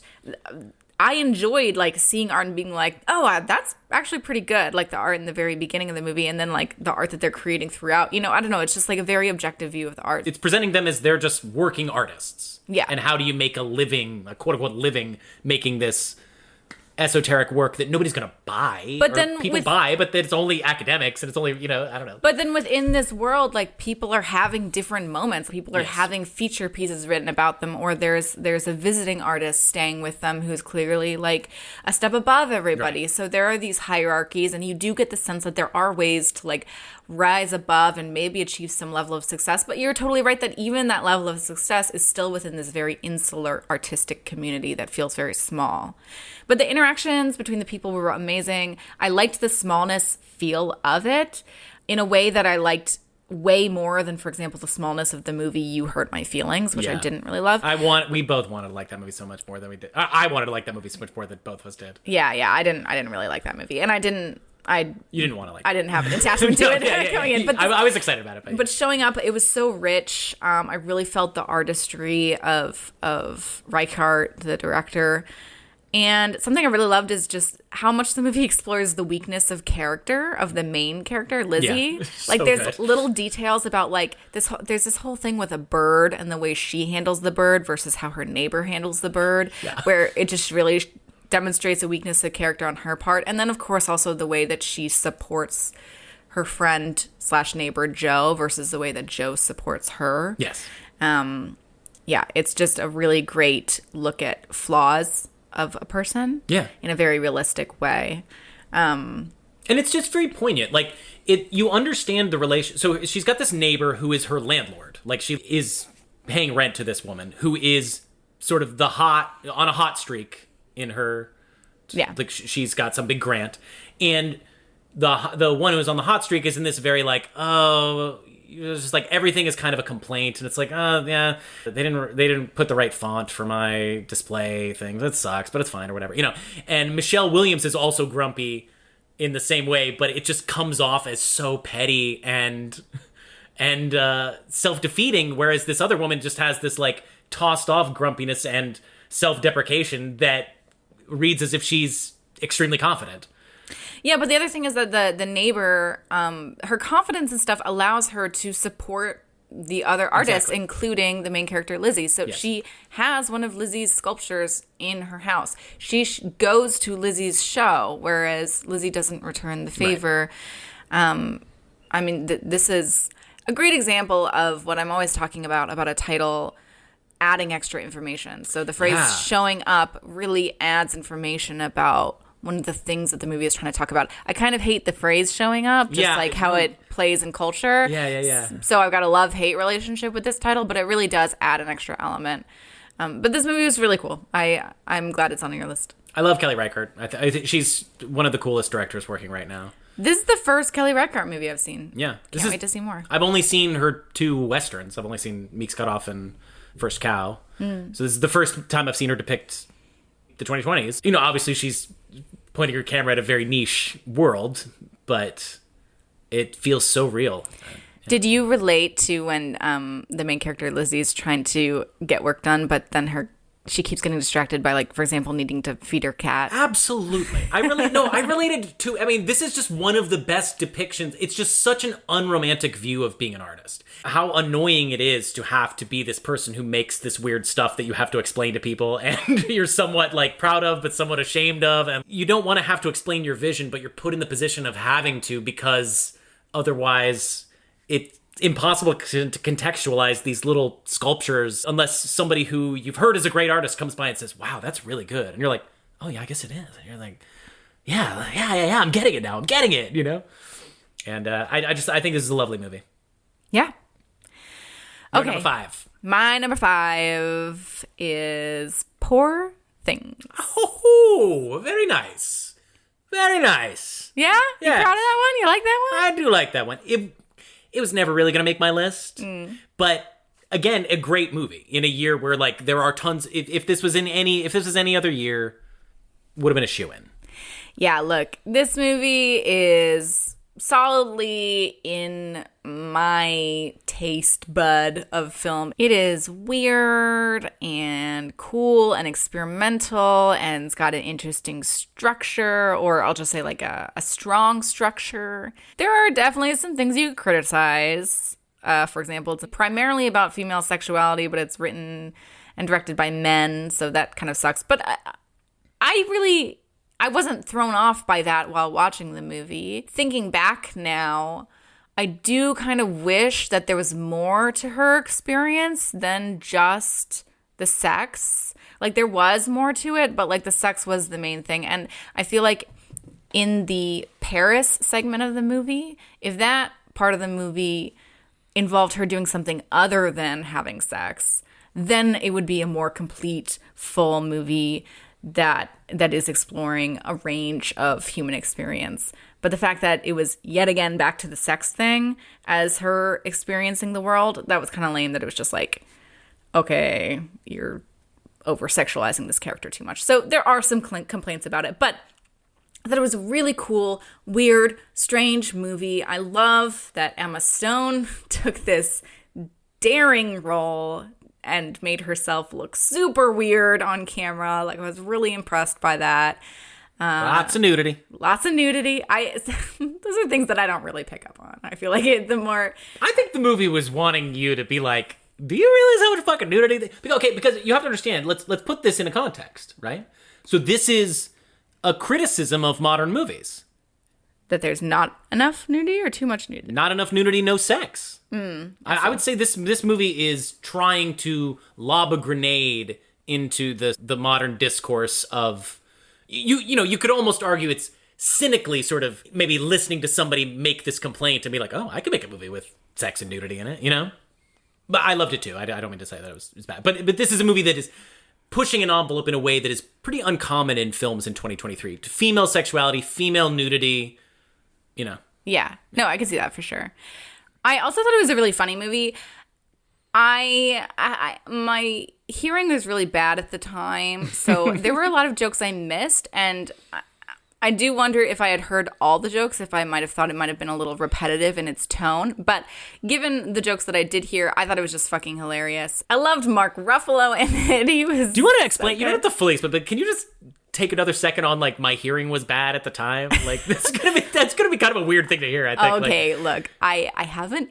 Earwax problem, okay? You didn't have to get that explicit. But I have to, because otherwise it doesn't make sense why sometimes I have a hearing problem and sometimes I don't. So, like, throughout the course of my life, there's, like, months where, like, it becomes more and more of an issue, and then suddenly I can't hear very well, and then I get them cleaned out, and then I can hear again. So sometimes I can't hear very well, and sometimes I can hear like a normal person. And this was a time when I was having such trouble hearing that even in a movie theater where the volume is up really loud, I had trouble hearing. Like Maestro, for example, I had a lot of trouble hearing that movie. That did not deter me from it. Those are a couple movies that have some very subtle little wordplay and very quiet conversations happening. But I picked up enough about it to appreciate those aspects of it. I did want to say, this is a spoiler alert for what isn't on my list, but Barbie is not on my list. I like comparing Poor Things to Barbie. It's kind of lame that I picked Poor Things over Barbie since Barbie's a female director and this isn't. But this is a much cooler version of you know, a character experiencing the world. Because they both have that same similar thing. Yeah, a naive female character, naive, yeah, and interacting with men and just the world in general, like having the starry-eyed, like, oh my god, music, oh my god, human emotions, like people shouting at each other, people in love, that kind of thing. And this is a cooler version of that than Barbie, in my opinion. I guess I would argue that, I mean, obviously, yes, I like it a lot more than Barbie too. But I found Barbie pretty funny, as I found Poor Things. I would say that Barbie actually had a couple of moments of real pathos, and the character had an emotional understanding of humanity that I can't say I really got from Poor Things. I could agree with that. The scene where Barbie's sitting on the bench looking around at the world. And at the old woman. Yeah. Those were lovely. It made me cry. I'm tearing up right now. You are, yeah. I'm looking at it. You're seeing the tears happen in real time. It's true. No, that part genuinely moved me in Barbie. That's true. So I guess I would say that it's got a little bit of that. But we'll talk about Barbie later. We'll talk about Barbie. Okay, so that's my number 5. You're on your number 4 now. It's Barbie. No, I'm just kidding. It's the other one. It's Oppenheimer. Oh, that one's not on my list. Yeah, I assumed it wouldn't be on your list. Yeah. Look, what can you say? It's a movie that is 3 hours long and has a very distinct vibe to each hour. And depending on who you are, maybe you think the first hour sucks and the second 2 hours are great. Maybe you think the first 2 hours are really exciting and the third hour is super boring. But I'm here to tell you, you're wrong, man. It's all great, okay? Like, I saw this movie twice. I had the feeling the first time I watched it that I was like, okay, that movie was incredible. I did fade quite a bit in the third act. I was really sort of wondering why we were having this courtroom drama happening sort of after a lot of the action of the movie had taken place. But I almost immediately started thinking, you know, I bet if I saw that a second time, I think I would get it more. And I did. I don't know if I forced myself to do it, but this to me is certainly one of the most compelling characters and situations, lead characters, that we've ever had. It's subtly compelling. I mean, Cillian Murphy's performance in this is so understated. I mean, I think he's probably going to win Best Actor. I guess who are the other? Paul Giamatti. Paul Giamatti, you know, we'll talk about the Holdovers probably at some point, but like, that's one where, you know, the narrative should be, okay, like, Paul Giamatti, Alexander Payne, they're reuniting after so long. Sideways is one of the most famous Best Actor snubs in history. Giamatti got almost all the precursors, and then he didn't get even a nomination for Best Actor for Sideways. I think he's got to get nominated for The Holdovers. I don't know if I think that performance is going to win Best Actor, man. I would give it to Paul Giamatti. I I have a bug up my ass about Cillian Murphy's performance in Oppenheimer. Right, you do. I forgot about this. Yeah, yes, right. It's not fair, really. Right. But the thing is that in Oppenheimer, they talk about Oppenheimer being this really flashy, showy guy. And that's just not how Cillian Murphy played him. So it just kind of bugs me that they have that in there and makes me feel like Cillian Murphy's just not doing that character the way it was written. So I'm taking too much of an issue with this. But I personally just wasn't as blown away by Cillian Murphy as everybody else was. But I don't want to make it sound like I don't like his performance. I do think Oppenheimer is great. It's not my top 5. I really liked the middle of it a lot. I totally understand why it's on your top 5. It's a cool, obviously, really cool, epic, astounding movie. Amazing performances. Robert Downey Jr. will win the Oscar, I believe. I don't even remember him in that movie. There are so many people. Matt Damon's so good in that. I enjoyed seeing Josh Peck. Yeah. Great. You got Benny Safdie in there. Oh, who's yeah. Got to be one of the actors of the year. That's just obvious. What else was he in this year? He was in Are You There, God? It's Me, Margaret. Oh, yeah. He's in The Curse right now. I think he's in something else too, but he's just popping up fucking everywhere. Yeah. You know? I just watched Good Time for the first time ever, and that movie's great. Yeah. I did not suspect you would like that movie. It seemed a little bit too shit going bad, getting worse and worse for you. Yeah, but actually the shit doesn't actually get that bad. So that's the reason why it didn't bother me too much. Got to rewatch it. But okay, we should take this second, I suppose, since we've both admitted Barbie's not on our list, to discuss Barbenheimer. Barbenheimer, we're going to later talk about our favorite theater experiences. I'm just going to go ahead and tell you right now, Barbenheimer was absolutely my number 1 favorite theater experience this whole year. It was in several years, I'm sure. Yes, it was so fun to do it, and I truly felt I'm not the first person to say this, but I truly felt like it was the turning point for people going back to theaters, because before Barbenheimer, theaters were empty, and now people are filling the seats. It really makes me happy to see, and I really think Barbenheimer is the reason. It is, and it seemed to presage what happened the rest of the year.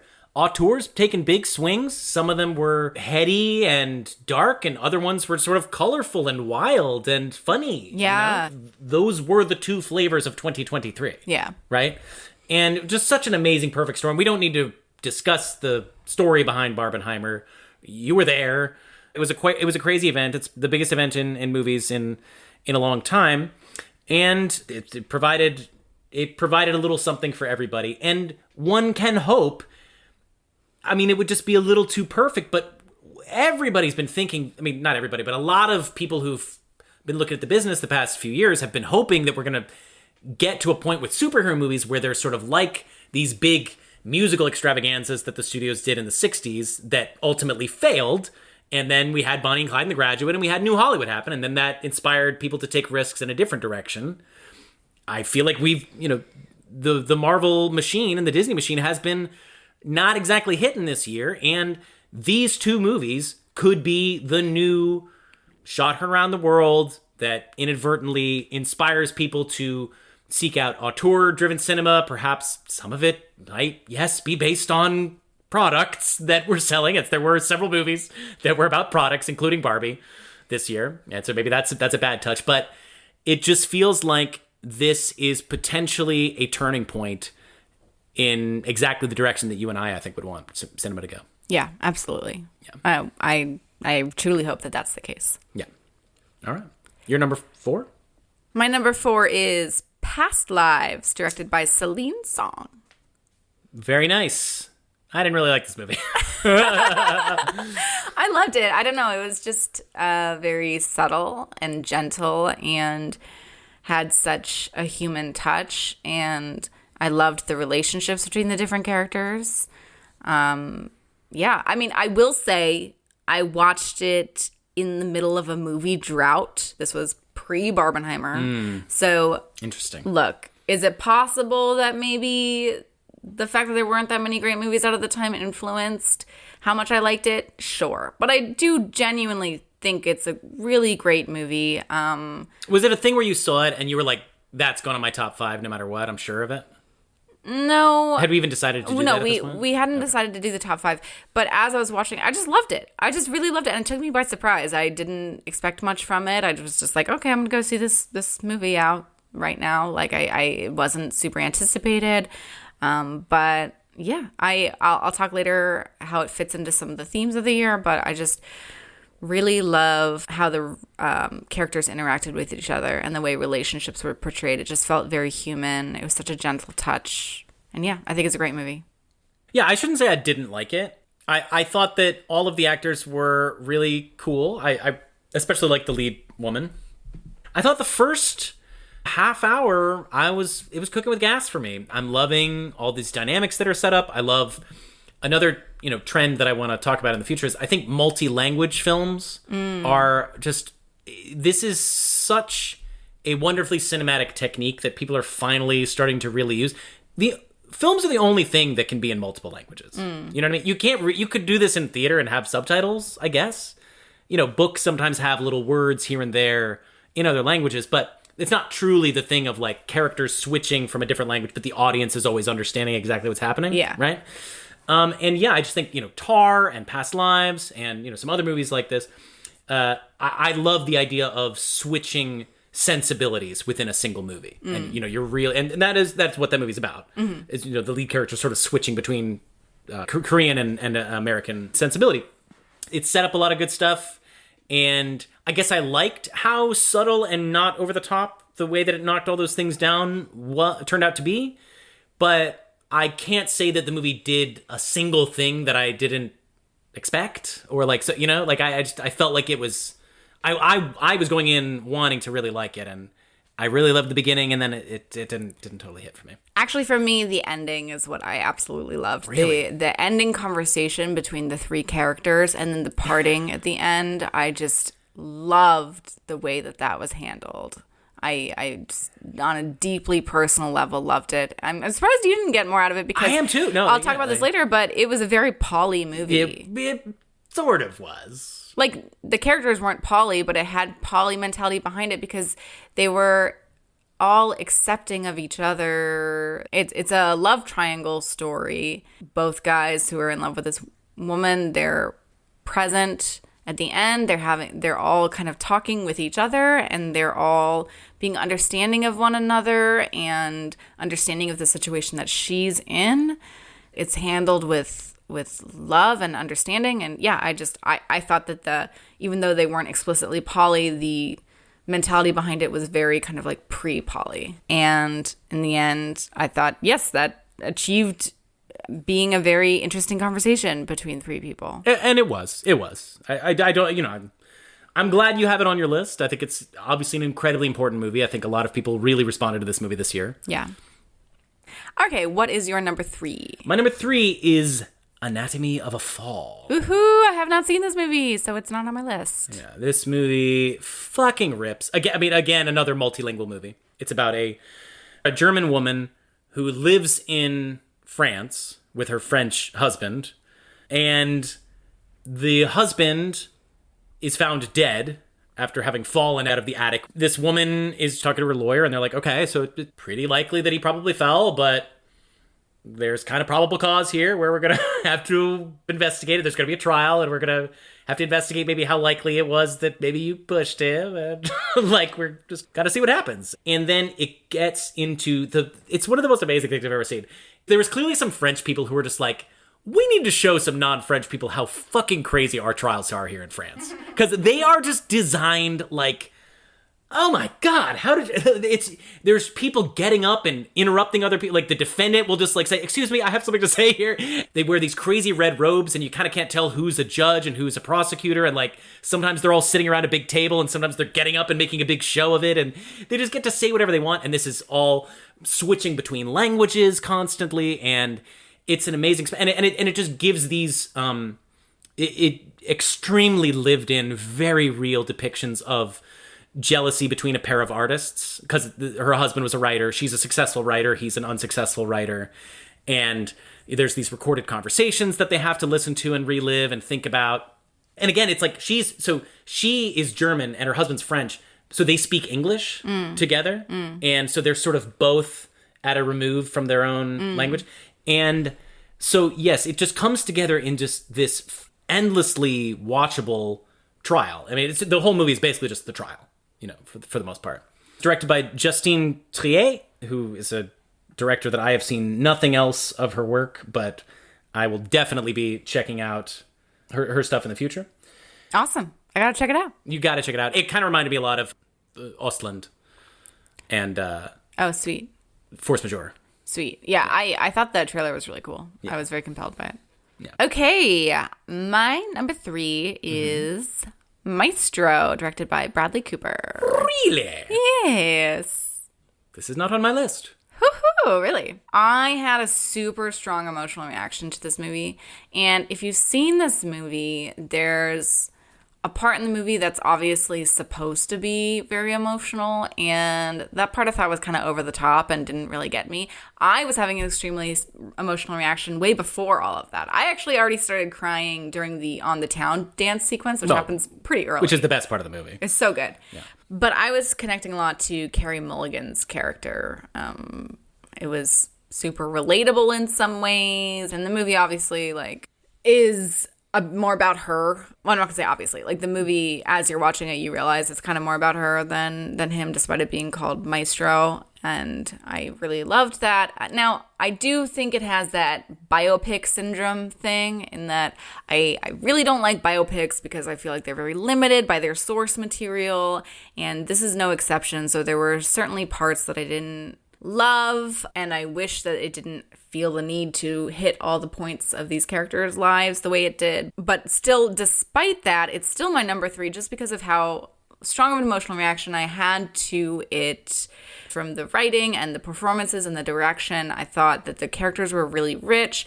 I thought the direction was excellent. It was daring, experimental. They show Leonard Bernstein being a creepy old dude. And I even loved that because it was kind of a way of easing you out of the magic of the movie to remind you that he was a real person with real flaws. So I even liked that touch at the end. I don't know if that's why it was included, but that's the function it served for me personally. I just love this movie. It really connected with me. I loved it too. It totally could have made my list. It's interesting that you say that it's a biopic thing and that they felt the need to hit a lot of stuff. I'd say they left quite a bit out, certainly of the professional eyes of Leonard Bernstein. It's a movie that is in a couple of halves, the first half and then the second half. And, Cooper does the thing that I think I've fantasized about doing in movies about Sondheim or just figures like this, where if you have any of these famous people who...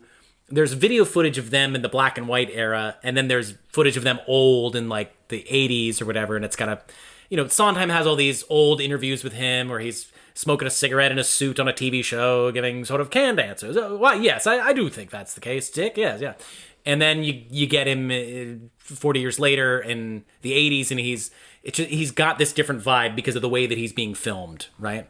And that's what they do in this movie. They sort of have the film styles follow the actual development of Bernstein in real life. Cooper made A Star Is Born. This is his second film. Love these 2 offerings he's given us, and I'm really excited to see what else he's going to make because I think they're both very cool in their own ways, and I love that he is really taking a swing. So I'm super impressed with Bradley Cooper given the 2 movies he's put out. There's some similarities, with music movies about tortured artists. Sure. And he's got this real knack / you could say, if he does it too much more in many more movies, I wonder if maybe that's just a crutch, whatever. He's so good at staging these quietly devastating fights between couples where they're not screaming and yelling. They know so much about each other that they can just quietly toss off. Again, maybe you were a little too deaf in this in the moment when you saw this movie to fully appreciate some of these. No. I even though I couldn't quite hear everything they were saying in that one scene you're talking about, I knew what was happening. Yeah, right. But so they just sort of quietly will toss off something that cuts the other person completely to the core. And Cooper can just do this understated fight that, unlike anybody else, nobody else is doing passive aggressiveness like him, I think, right now in film.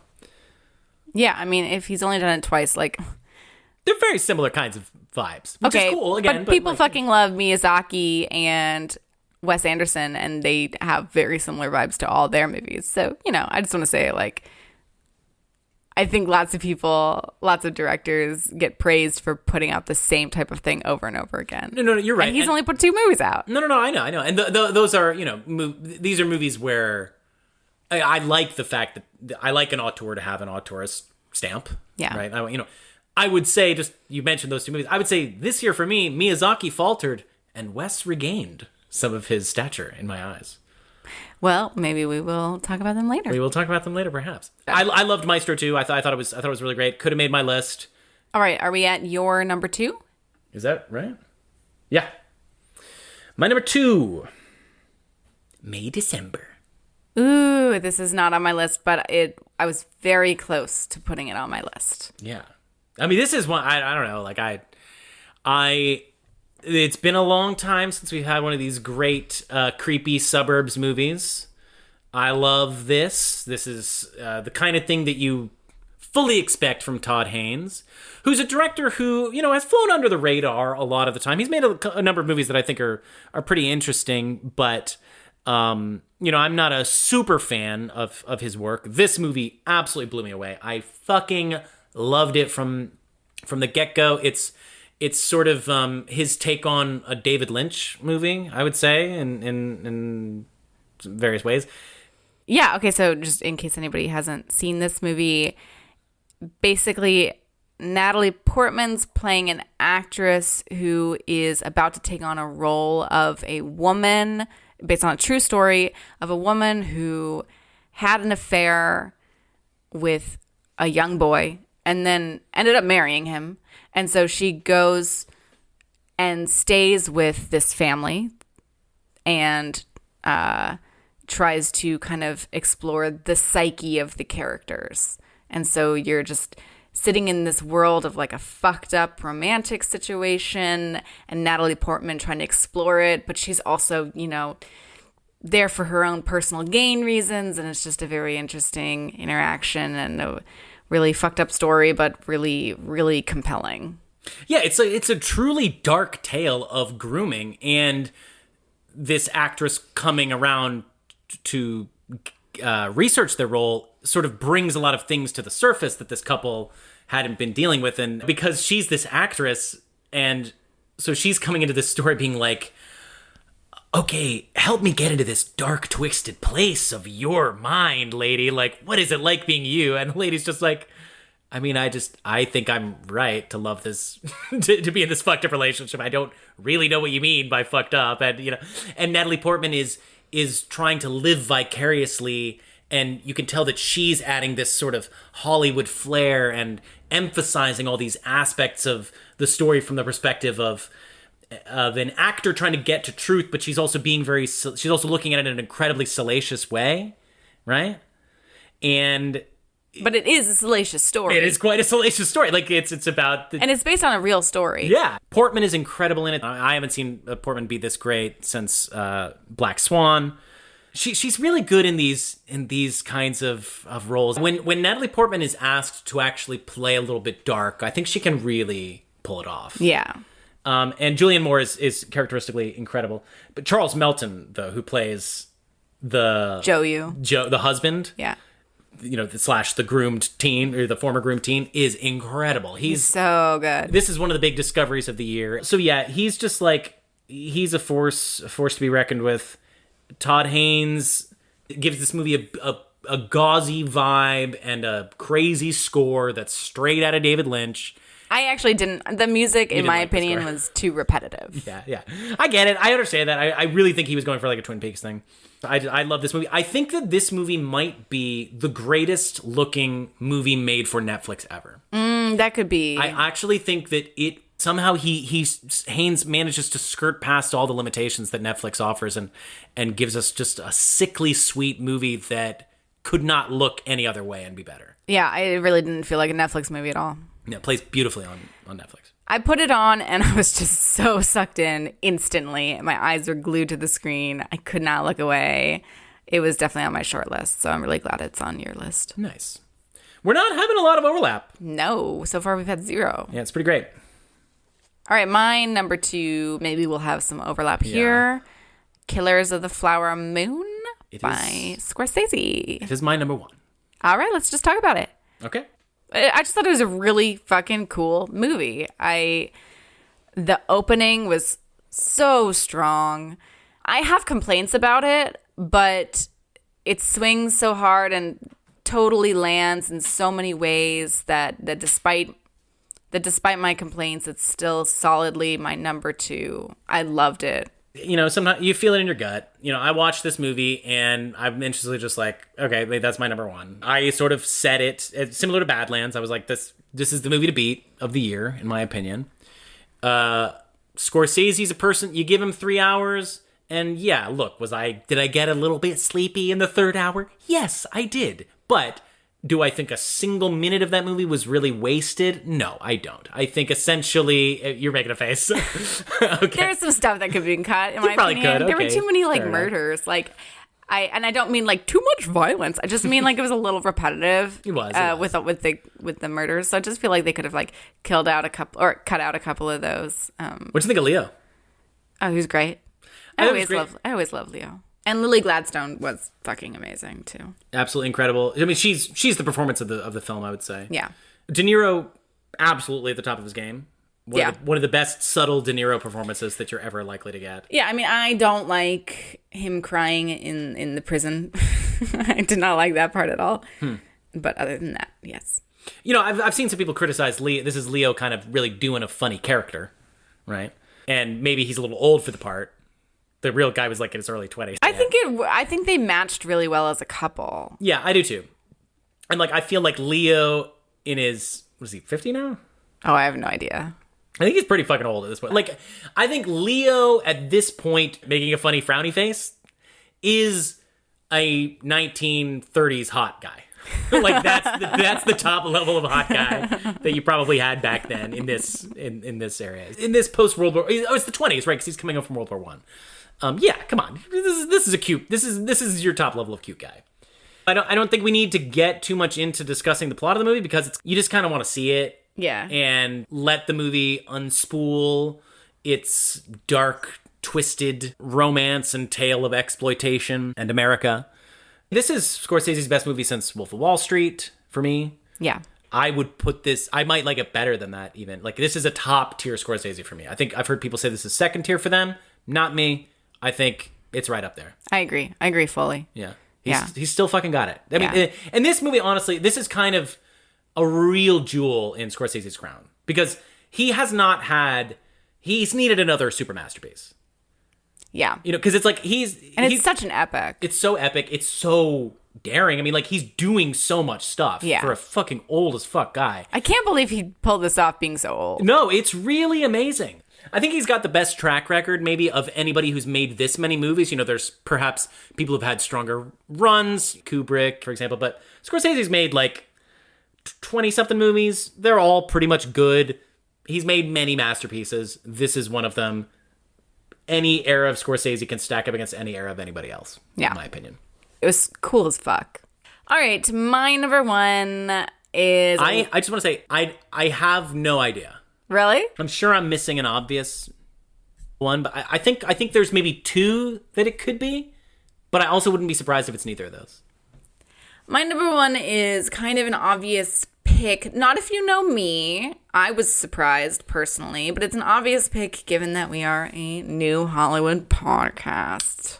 Oh, really? Yeah, it's The Holdover. Whoa! By Alexander Payne. This movie I did not expect to love. I expected to actually dislike it when I watched the trailer. I'm like, same. I'm like, oh, it just looks not. Yep. Ugh. And I really do not like Sideways. That movie depresses the fuck out of me. So I just really didn't expect to like this at all. And I had this weird experience where I watched this movie alone. And I don't usually, this was one of the first movies I've ever gone to see in theaters alone. So I went and saw it alone. I wasn't expecting to enjoy it. The entire time I kept smelling like somebody was eating licorice, and I hate licorice, and it was giving me a headache. So there were all these things stacked up against me for me to not like this movie. But yet it just pulled it out of me. I just fucking loved it. I had a great time. The thing that really clinched it for me as for why I put it as number one is I could not think of a single flaw of this movie. I thought it was completely perfect for what it was doing. Yeah, no, that's the thing. Like, again, to go back to sort of my cheating a little bit with putting Showing Up on my list. Yeah. Like, that movie I really, really deeply love. But, look, you're absolutely right. The Holdovers, I had the feeling the whole time of, like, this is a perfect movie. I'm watching a fucking perfect movie. I love it. It's never stopped being perfect. I love it. I love it. I love it. Like, the whole time, and it never let up in a way that maybe Showing Up did a little bit. I might be cheating myself a little bit and putting something that I want to like a little bit more. But Holdovers, yeah, I had the same experience as you. We loved to mock the trailer.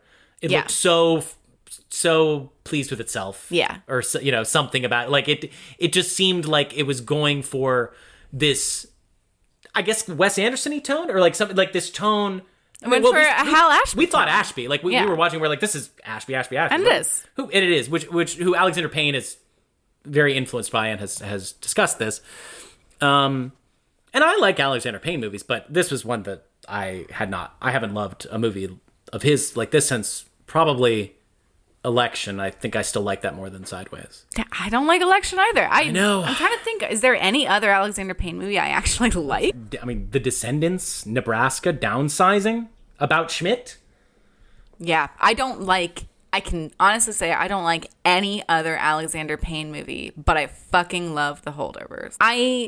In theaters, I was laughing out loud, which is not something I normally do when I watch movies unless I feel like pressure from whoever I'm with. Like, I want to make them feel like I'm also enjoying it. But naturally, I'm not the kind of person to laugh out loud. But I just loved the experience of being in a packed theater where the whole theater was like kind of quietly rumbling their low laughter at the softly funny moments of the movie. It was just so comfortable.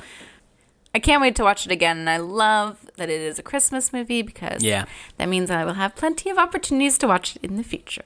Yeah, I watched this movie up in LA at the Grove, which was super decked out for Christmas, and I had a similar experience where I'm, theater full of people ready to enjoy a wintry dramedy, and the movie just fucking delivers. Paul Giamatti's character is a really complex anti-hero. It's nothing that we haven't seen before, but there's a specificity to the screenplay. It has real warmth and real darkness in it.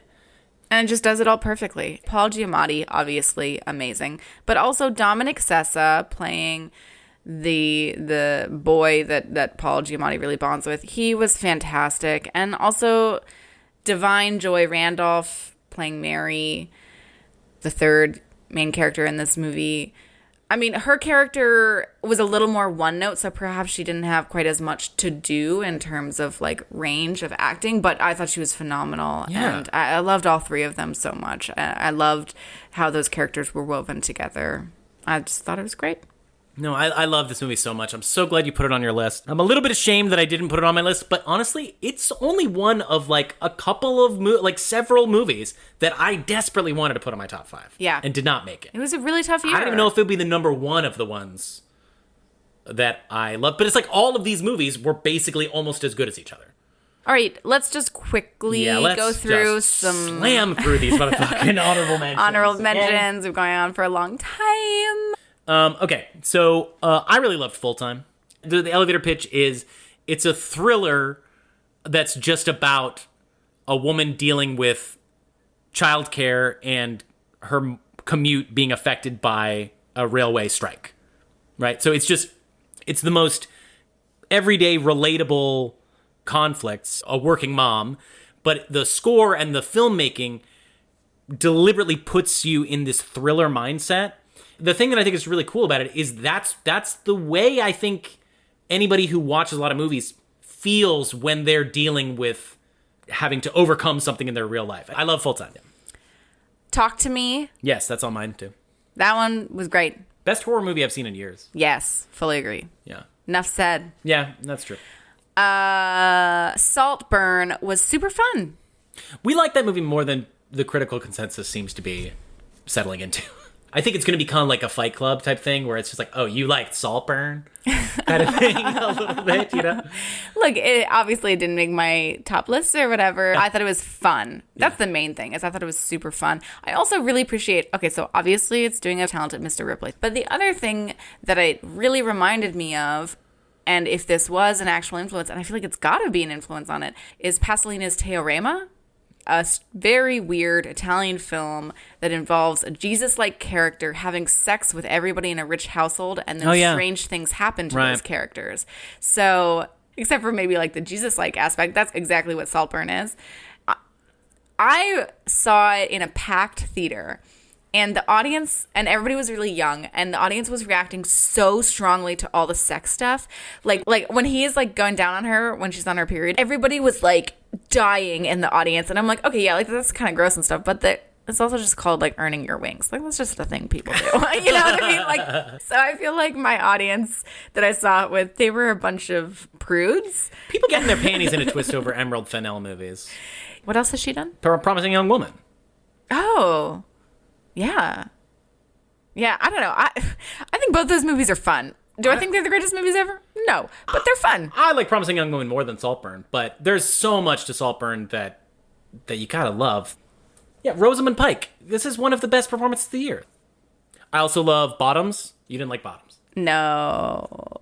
I know that this is a controversial opinion. Oh, here we go. You're busting this out on a podcast? Look. Are you sure you want to say this? I do not like Io Edebiri. I know that is shocking to say.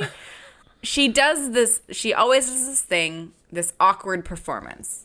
Like, she's doing it on purpose. Yes. But it feels like somebody acting like they're awkward. But the only people who actually act like that in real life are people who play up their awkwardness because they think it's cute to seem awkward. Like, she doesn't... Which is what she's playing every character as.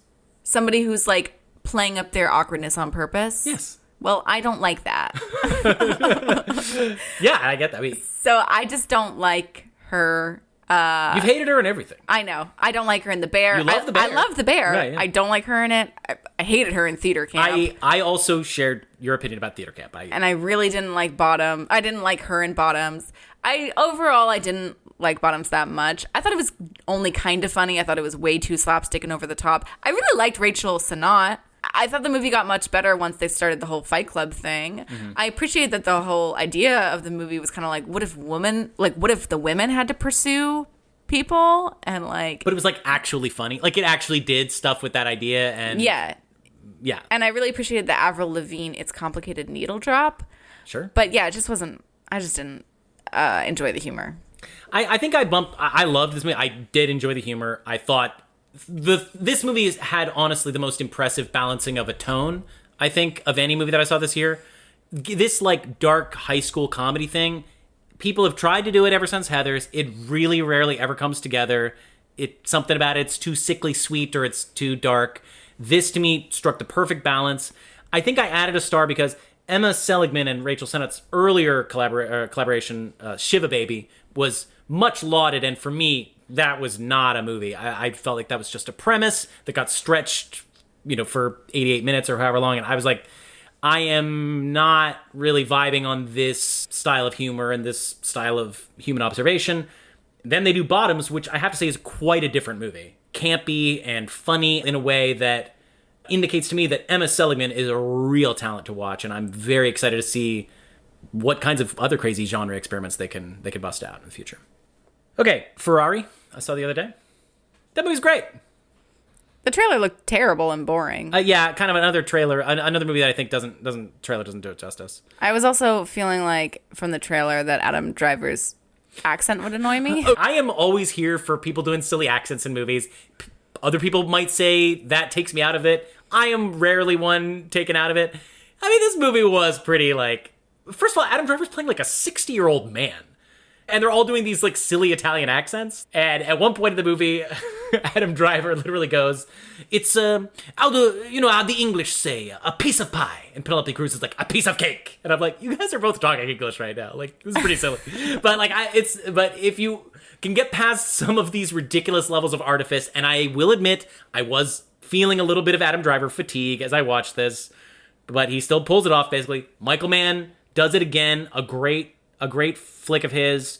Asteroid City, I'm not a big Wes Anderson person, but that was probably one of my favorite Wes Anderson movies. Grand Budapest probably is still my favorite. Yeah. There was a sequence, I don't want to spoil anything, but there was a sequence that just almost brought me to tears. I thought it was so lovely. Yeah, that movie worked for me completely. And I thought his last couple of movies were honestly dog shit.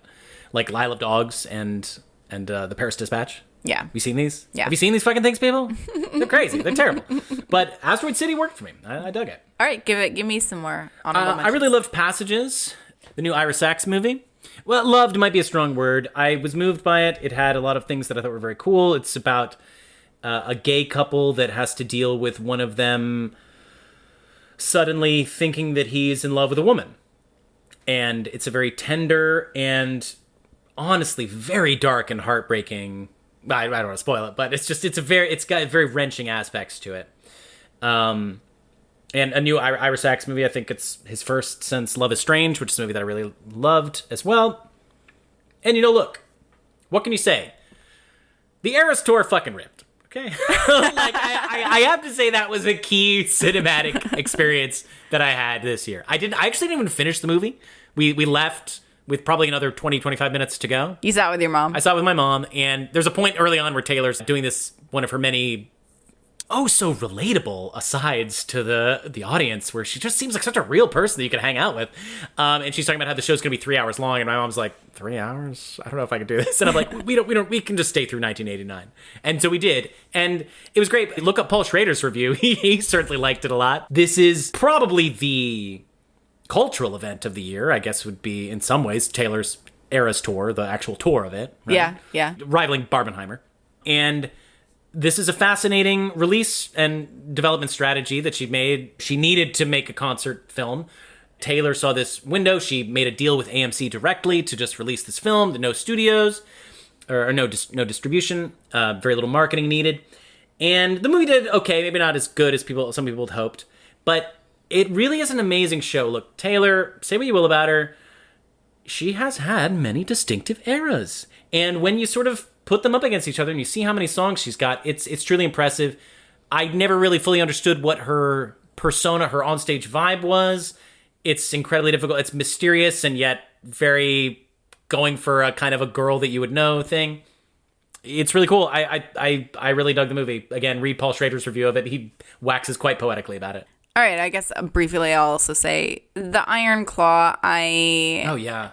It's a biopic. I have issues with some things about it. I thought it was sad, and I didn't enjoy just watching all of the sadness, but I really enjoyed objectifying the fuck out of the male actors in the movie. I'm normally not somebody who goes for a lot of muscles, but goddamn, they made it look so good. And fucking Zac Efron, I don't know how he pulled off that body transformation, but holy shit. So if you want to enjoy staring at some men's bodies, go see Iron Claw. And I thought that it had some really cool cinematic touches too. A very beautiful movie. And I actually, that's got to be one of the best trailers of the year too. Because that trailer really gives you the movie perfectly. Yeah. In terms of best superhero movie, Across the Spider-Verse, I thought was really cool. I really like the art direction of the original one, Into the Spider-Verse, but I thought it went into a silly direction. So this movie basically was like all the cool stuff, but not quite as silly. I also want to shout out to The Marvels, which wasn't as bad as everybody said it was. I'm not going to say it was great or anything, but it had some fun sequences. I saw no superhero movies this year. That's crazy. Yeah. Great. Perfect. And I only saw one animated movie, which was The Boy and the Heron. Yeah. That should mention. Yeah. Anyways. All right. I also want to briefly say, I just want to talk about Christmas movies for a second. Okay. I am one of those weirdos who just binges the shittiest Christmas movies nonstop. I fucking love them. Give me a plotless, horribly acted, terribly written Christmas movie any day of the Christmas season. I don't want to watch them outside of the Christmas season, but I fucking love them. I watch them nonstop. I don't know what it is. It's just comforting. It's nice. It's funny. They're funny. It's funny to laugh at them. Like, I'm laughing at them, but I also am comforted by them. So I watched a lot of those this year. There's this movie podcast I really like called the Important Cinema Club podcast. And one of them has mentioned how Christmas movies are kind of like the modern version of sci-fi B movies. Like, we don't really have great. B movies anymore, aside from these Christmas movies. And that's Totally. fun. And that's exactly how I consume them. I consume them the way people used to consume sci-fi B movies. I think that's lovely. And you saw the new Eddie Murphy offering? I did see Candy Cane Lane. Yes. That's not the kind of Christmas movie I devour. Right, that's a little normally. higher level of quality than you typically go for. It is a slightly higher level of quality, but also it's not a romance. It's Right, about right. family stuff. Yeah. So there's like different categories of Christmas movies, and like family Christmas movies, not totally my thing. I'll still watch them though. Like Dashing Through the Snow, I really loved. I thought that movie was super fun. All right, production companies having a moment. Okay. A24, obviously. Yeah, like, come on, let's be real. Yeah. It's getting kind of annoying. Yeah. You know, like it's honestly like there is one place where they are okay with good stuff. Is nobody else okay with good stuff? Actually, Like, I've been noticing Neon. oh yeah, Neon is the right. Yeah, an American independent film and production company. Their first film was Colossal in 2017, which is a movie dug that movie a I lot. like that movie. It's Yeah. weird. It's cool. They also are the ones behind Parasite, Worst Person in the World, Triangle of Sadness, and then their 2023 movies. And they had a bunch of other movies. I'm just listing some of my key ones. 2023, they had Infinity Pool, Anatomy of a Fall, Eileen, Ferrari. So it's like a good offering, you know? And Yeah. I'm sure they definitely had others, but those are the ones that I found jumped out at me. So Neon, cool. Blumhouse, Of course. you know, they did Five Nights at Freddy's, which is people loved. Which made up for their hilarious misstep in paying $400 million for the rights to The Exorcist to make a movie that everybody hated. Yeah, they did Megan last year. And they just have a lot of movies coming out. I like that movie a lot. Yeah. Like they've got Night Swim and Imaginary, which both look terrible. But still, like, just they're clearly doing their thing again. Okay, 2023 trends. I got one. Sure. Are documentaries over? I'm serious. You're saying it's a trend in that there were no documentaries? Well, it's not that there were no documentaries. There were a couple. I mean, I and a lot of America, I think, were briefly transfixed by the Arnold documentary that was put on Netflix. But no, like, so, look, Netflix is really what made documentaries, right? Like, this was not something that was as widely watched at all before. And this is also tied in with the true crime trend, which I think is dying out a little bit because we've sort of had this wave of like, okay, documentaries become big hits. Then they get adapted into a movie or a TV show, right? We've had all of these TV shows this past year that were adaptations of documentaries, typically often about we had Love and Death. There was the Dropout. We've had all these movies about products like Air and BlackBerry and stuff. I think we're really wringing dry these interesting stories that were able to be told in a very clinical and like just the facts, ma'am kind of way. And we're like running out of documentary subjects because we've not only made the documentaries, we've actually retold the stories with a fictional way already. And I feel like there were no big documentaries that everybody... Honestly, good riddance. I know that I sound like a Philistine or something that I don't like documentaries, but I think they're usually boring. Or I'm never excited to watch them. Sometimes I'll watch them and I'll be like, great, that was actually really good. I wasn't excited to watch it, but I'm glad I watched it. But it always feels like homework. It always feels like a chore. I don't want to get out of here. The culture's coming closer to you, babe. Hell yeah. Enjoy it. Give me fiction all the way. All right. You got any other trends? Yeah. Movies that use black and white versus color to indicate differences in time. Yes. So you've got Oppenheimer, Maestro, Poor Things, and the very beginning of Iron Claw. Those are the ones that I could think of. Yeah. A classic thing, but I guess you have a lot of thoughts about black and white, as do I. I love A Matter of Life and Death and Wings of Desire. I think the thing about black and white and color is there's really nothing else like it. There's no other version of having like... I mean, I guess you could shoot with different camera lenses, but it's like the movie's like this sometimes, and now the movie's like this. Like there's no other version of like, okay, like this is a clear designation that the movie is different in like this versus when it's like that. I haven't finished Wings of Desire. I didn't know I was going to do that. Really? I'm so angry. I fucking love. How far did you them. get in Wings of Desire? I fell asleep partway through, and I was loving what I saw, and it's been for the longest time on my list of a movie that I want to go back and revisit, and I'm just so angry right now because I love that movie, and I wish that I didn't have that spoiled for me. I'm angry. I'm sorry. I'm sorry, but my point is... But look, yeah, I have thoughts about black and white, but I actually like this use of it, where it's black and white versus color to indicate it's change. Wizard of Oz. Yeah. There's no other way to change the temperature of what is being shot so quickly as flipping between black It's and white. great, color. yeah. Poly movies. This was a big year for movies that had poly aspects, like Maestro, Past Lives, Poor Things, kind of Saltburn. Mm-hmm. And then there was a very anti-poly movie, What Happens Later, which was directed by Meg Ryan, stars Meg Ryan and David Duchovny, the guy Duchovny, who plays Mulder on X-Files. That movie was terrible, and there's like a very like anti-poly, anti-open messaging in that movie, which is so annoying, but whatever. Fluid gender / sexuality, like fluid sexuality equals cool. Mm-hmm. Saltburn, Talk to Me, Bottoms, Poor Things. Yeah. Great to see it. And then, of course, epics and period pieces. Mm-hmm. But those have always been a thing in movies. I guess we could talk about like the Anyone But You. I still haven't seen Anyone But You, but based on the trailer, you remember it, right? No. It's the Sydney Sweeney and Glenn Powell movie. I don't know those actors. The movie where they look like psychopaths in it. You look more and more angry the more I try and explain to you that you know what this movie is. It's like the movie where they're going to pretend to be dating at the wedding.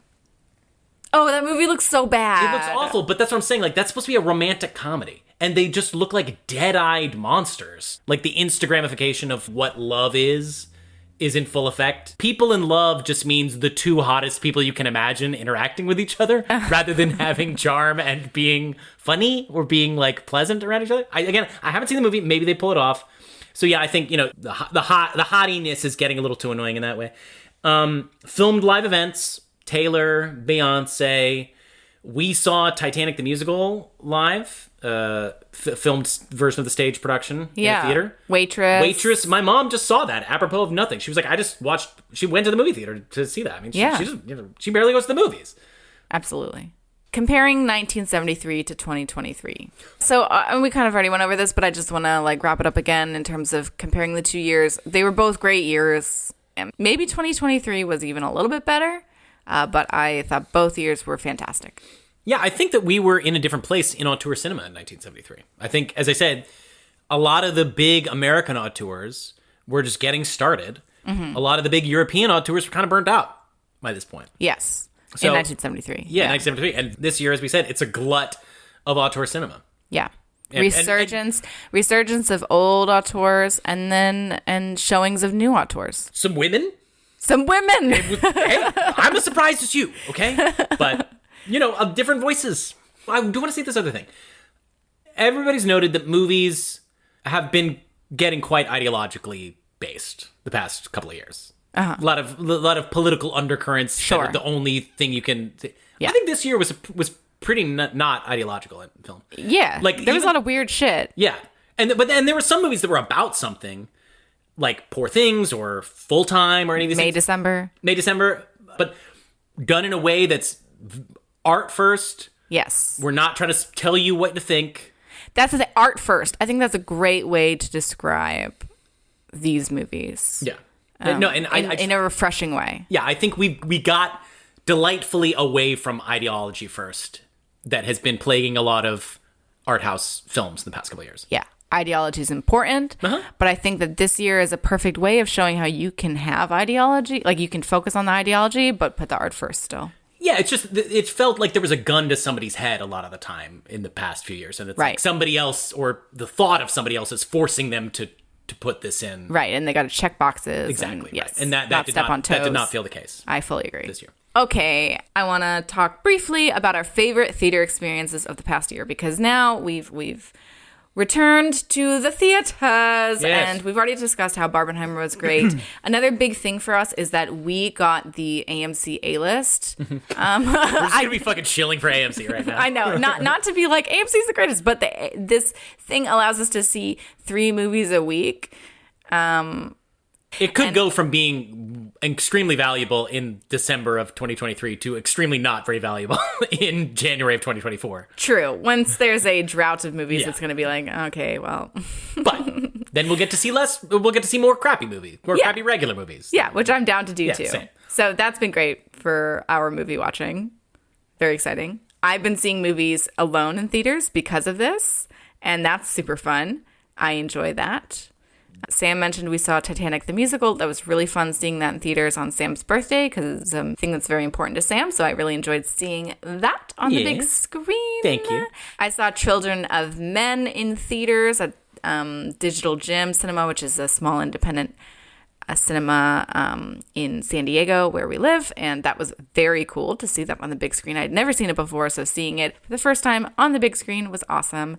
And I also want to give a personal shout out to the indie film The Goat Man, which we had mentioned previously on our American Graffiti episode, where we had Levi Butner on as a guest. The Butner siblings made this movie, and they're close friends of ours, and it's currently going through festival circuits, but I saw this movie at a couple different festivals, and it was really fun watching it in theaters. It's a horror film, so it was really fun seeing the audience gasp at all the scary parts.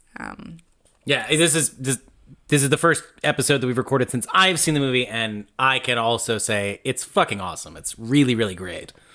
Yeah, hopefully it'll be streaming soon.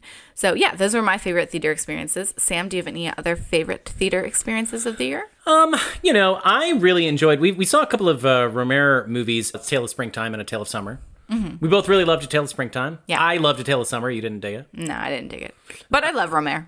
Obviously, again, Barbenheimer, yeah, it was great. We did the full Barbenheimer, by the way. Yeah. We had a crew with us. We saw them both in one day. We dressed up. Yeah, we did. No, it was amazing. Okay, we just wanted to briefly indulge ourselves in doing a quick reflection on this year for our podcast. So this was a big year for us, obviously, because this is the year when we started releasing our episodes. Yes. Woohoo! We've been working on this actually for a couple of years, banking up episodes, but this year we finally started releasing them, I think in June? Yeah, it's been about a half. It's our first half year. Really. Yes, this is half a year for us. It's been super fun. Very rewarding. Loving it. Just always trying to make it a little bit better. And yeah, I can't wait to keep covering some awesome movies. Please reach out to us in terms of social media. We're on primarily Instagram, so check us out on Instagram. I run that Instagram account, but Sam writes a lot of the captions, and just search our podcast name, Kale Your Idols. You'll find us. We're also on Twitter. It's not as active, and then we do have Sorry, we're also on X. Thank you. It's not as active. I recommend Instagram over X for following us. Please reach out. We want to know who our listeners are. We want to interact with you guys more. We want to get a sense of who you are, what you think about the podcast. If you disagree with us, please tell about things. Tell us. We would love that. We want to argue with our audience. We want to agree with you guys. We want to disagree. We want to just hear from you. And if you don't have social media, you can email us at kaleyouridols@gmail.com. All right, is that it? That's all I got. All right. Happy New Year. Happy New Year. Happy New Hollywood. All right, that's our show. Please remember to rate, review, and subscribe. Check us out on social media. Thank you to The Illuminator for our artwork. And remember, guys, we're a new podcast, so if you could leave a comment or just a like, that would really help us out. Thank you. We love you. Bye.